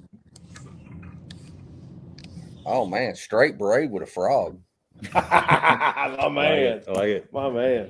I mean, dude, North Carolina, shallow dirt water, straight braid with 65-pound braid with a frog. Just straight jacking on it. What color frog? What is that new color? Man. It's the one I started throwing last year. It's got like a white belly with orange sides and a green top to it. It's almost like a old school fire tiger color. Huh. It's pretty sick looking frog. I haven't seen it. Who makes that frog? A Spro, I think. Really? Okay. Yeah, Spro popping frog. Okay. I saw Spro was coming out off topic, but I saw Spro was coming out with a reel today. Spro is? Jason Christie. Really? And Spro. Yeah, I don't think that was a frog. I think that was some form of a reel. I said, yeah, a reel. Oh, a reel. Fishing reel. Yeah. I didn't see that. Yeah. He announced it on Facebook today. Oh, I didn't see that. Dropping at the Classic. So that was nice. Yeah. Interesting.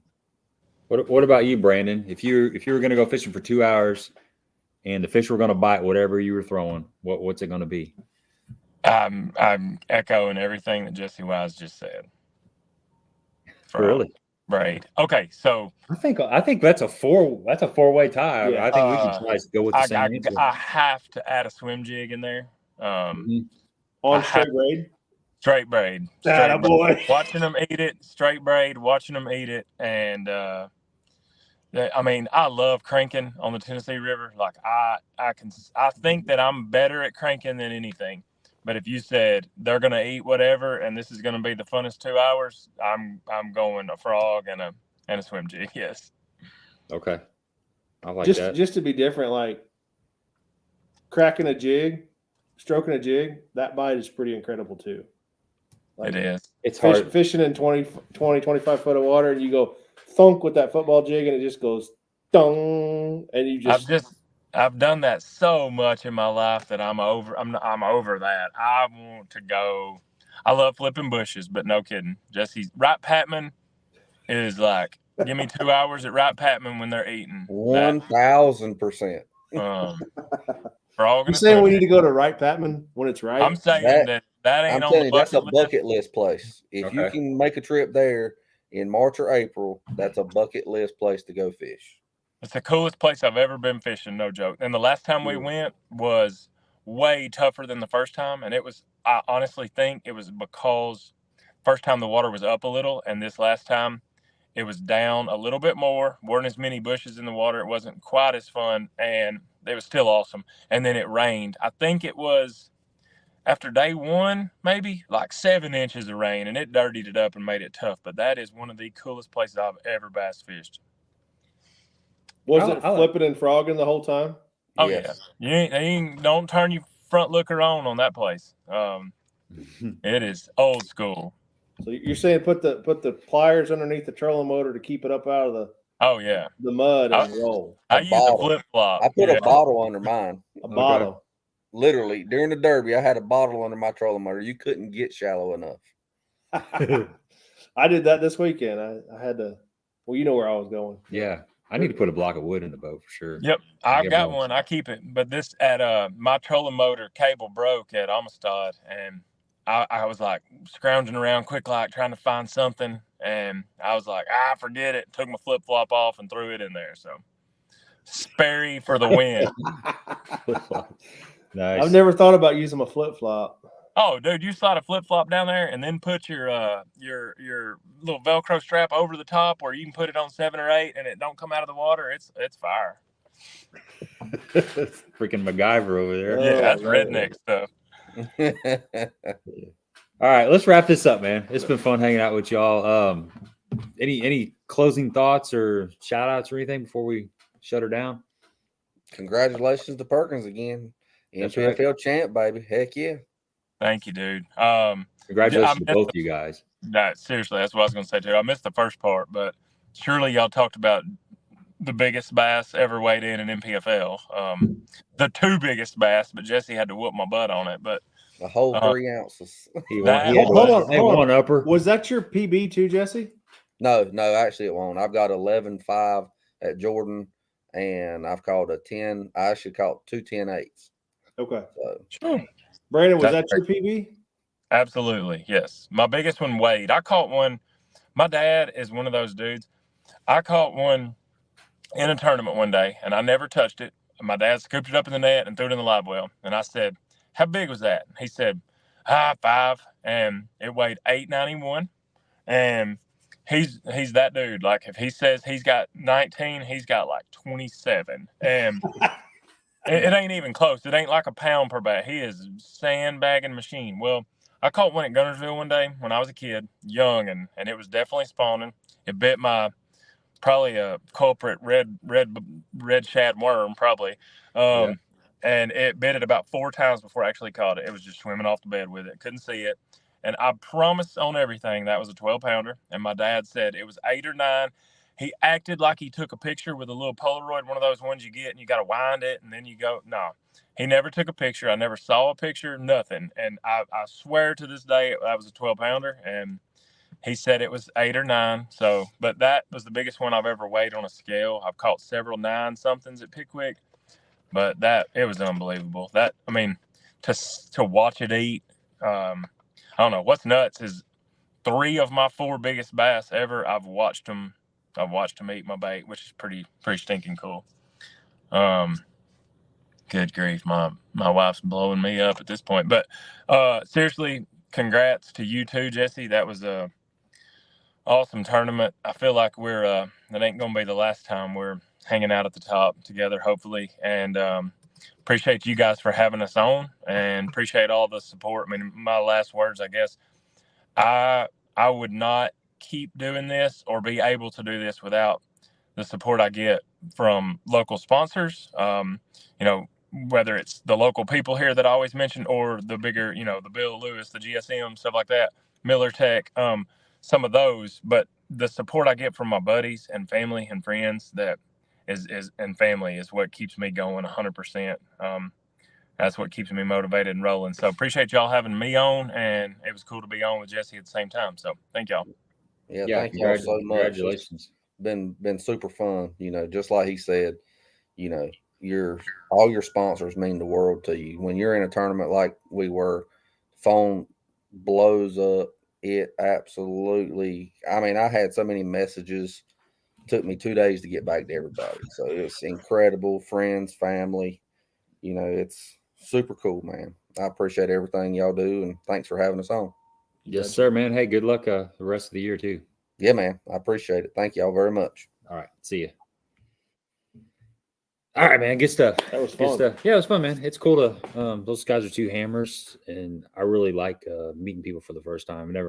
Brandon's been on here before. It's been a while, but that's the first time I got to meet Jesse. And can you imagine catching a 10-9 in a tournament? Just in a tournament, not 10-6? necessarily on live, but in a tournament. I mean, that's disgusting. And then, like Brandon was saying, he was able to watch that fish come up and eat his. Remember that story that Tom O'Brien told us about God. Kentucky Lake catching 2 10s? Oh, that's insane. Could you imagine 2 10s in a tournament? Wow. Hey, let's give away a $25 Baitworks gift card since we got some people. We still got some loyal 22ers hanging out with us. It was fun. Let's see here. Gonna do the giveaway tool. Yeah, let's do this. What's the? Let me pull it up here. I had it set up all ago. If I can find it again, the giveaway tool. There it is. Let's see here. It is. What's it say? Big worm. Big worm. Hashtag big worm. Get it in there if you want to win $25 Baitworks gift card. Come on, people. We got 21 people in here. Let's get 21 on here. Hashtag red shad. Big worm. That's what we should have did. Big worm. Hashtag big worm. Not big perm, but big worm. Oh, Lord. So you went to Cedar? I did. Did you crack on today? I did. No, I caught a few. It was so windy. Brutal.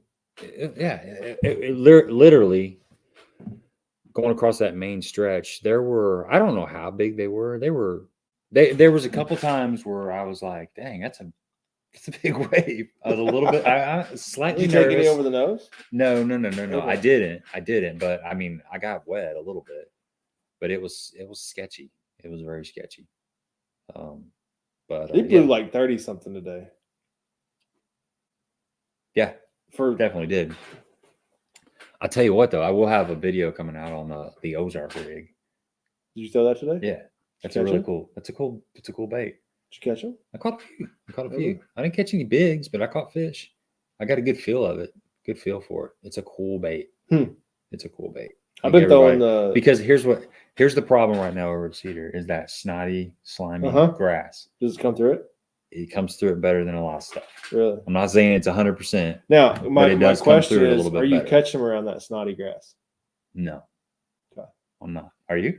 Nope. No, I'm not either. Nope. It's all rock. You gotta find where the snotty grass is not at. Yeah. Which is typically around the rock. There's some stuff that's like there's stretches where it's like a carpet of that stuff. But then like a hard line, it's done and over with. And almost like a transition bank, you can catch them immediately when you get out of that. Yeah. Like when Keegan and I were over there on Saturday, it was. Yep. All caps, Steph. It was like I bass fished for maybe 30 minutes all day. And I had like 7 or 8 bites doing it and caught 3. Like 30 minutes of bass fishing. And I mean, it's time. It is definitely. I had to go to, I had to go where I could fish at. Just put it that way. So I didn't have, because it was going one of those westish, southwest. Yeah. Okay. But that's how on Sunday it was supposed to be blowing out of the northwest, and it ended up switching to the west. and there's just not much to get out of. I mean, like you said, when it blows, it just blows. I went back by Little Cedar there, and there was like that little pocket as you come through the narrows there on the right. That was the only thing that was calm on the entire lake. Yeah. But it was that wind that like blows you from one direction to the other, and all of a sudden you're just doing 360s out there. It's the wind that once it starts blowing, even when you got your trolling motor on 7, you're still moving backwards. Yeah. Oh my God. So it's hard. It's hard to live scope in that, isn't it? It's impossible to cast. You like a jerk bait or something. Good luck. Yeah, you're just gonna get a major backlash. All right, we'll give this 30 seconds, and then we'll draw this and we'll wrap it up. Did you start it? Ah, I didn't do it. Oh crap! Oh, wait, rookie! So they got him on take there, it. Though. Yeah. Okay, cool. Thank God. I have to do this all over. Yeah. I like the other way we used to do it, but not with 20 people in there. It's hard to do. Yeah, it's hard to do. You don't give it away. Yeah. All right, let's give it away. Here we go. You going anywhere this weekend? I don't know. You don't have tournament this weekend? No, I got one at Lake of the Ozarks next weekend. Gary Smith. Sweet. Congratulations, Gary. Get a hold of me, Gary, on Facebook if you have Facebook. Gabe Montgomery Fishing, or 10 Horse Monty. If you're an Instagram person, 10 Horse Monty 6. Or you can send me an email at gabrielmonty@hotmail.com. However it works, just get a hold of me and I will get that to you ASAP. So thanks everybody for hanging out with us tonight. Enjoyed it. We got some big stuff coming up. We got some good guests coming. I'm just trying to get it all lined out. Just trying to get it all lined out. It's just everybody's fishing right now. Everybody's fishing these tournaments and stuff. It's like fishing season for some reason. It's fishing season, yeah. So there's like little short windows between all these tournaments where these guys can get on. But I've gotten in contact with several people, so it's going to line up here. There's a big club derby going on this weekend too. So really, yeah. What is it? It's Bassmasters Classic. Oh yeah. Just a little club derby. Yep. So all right, we're out of here. Thanks everybody. See you next week. See you guys.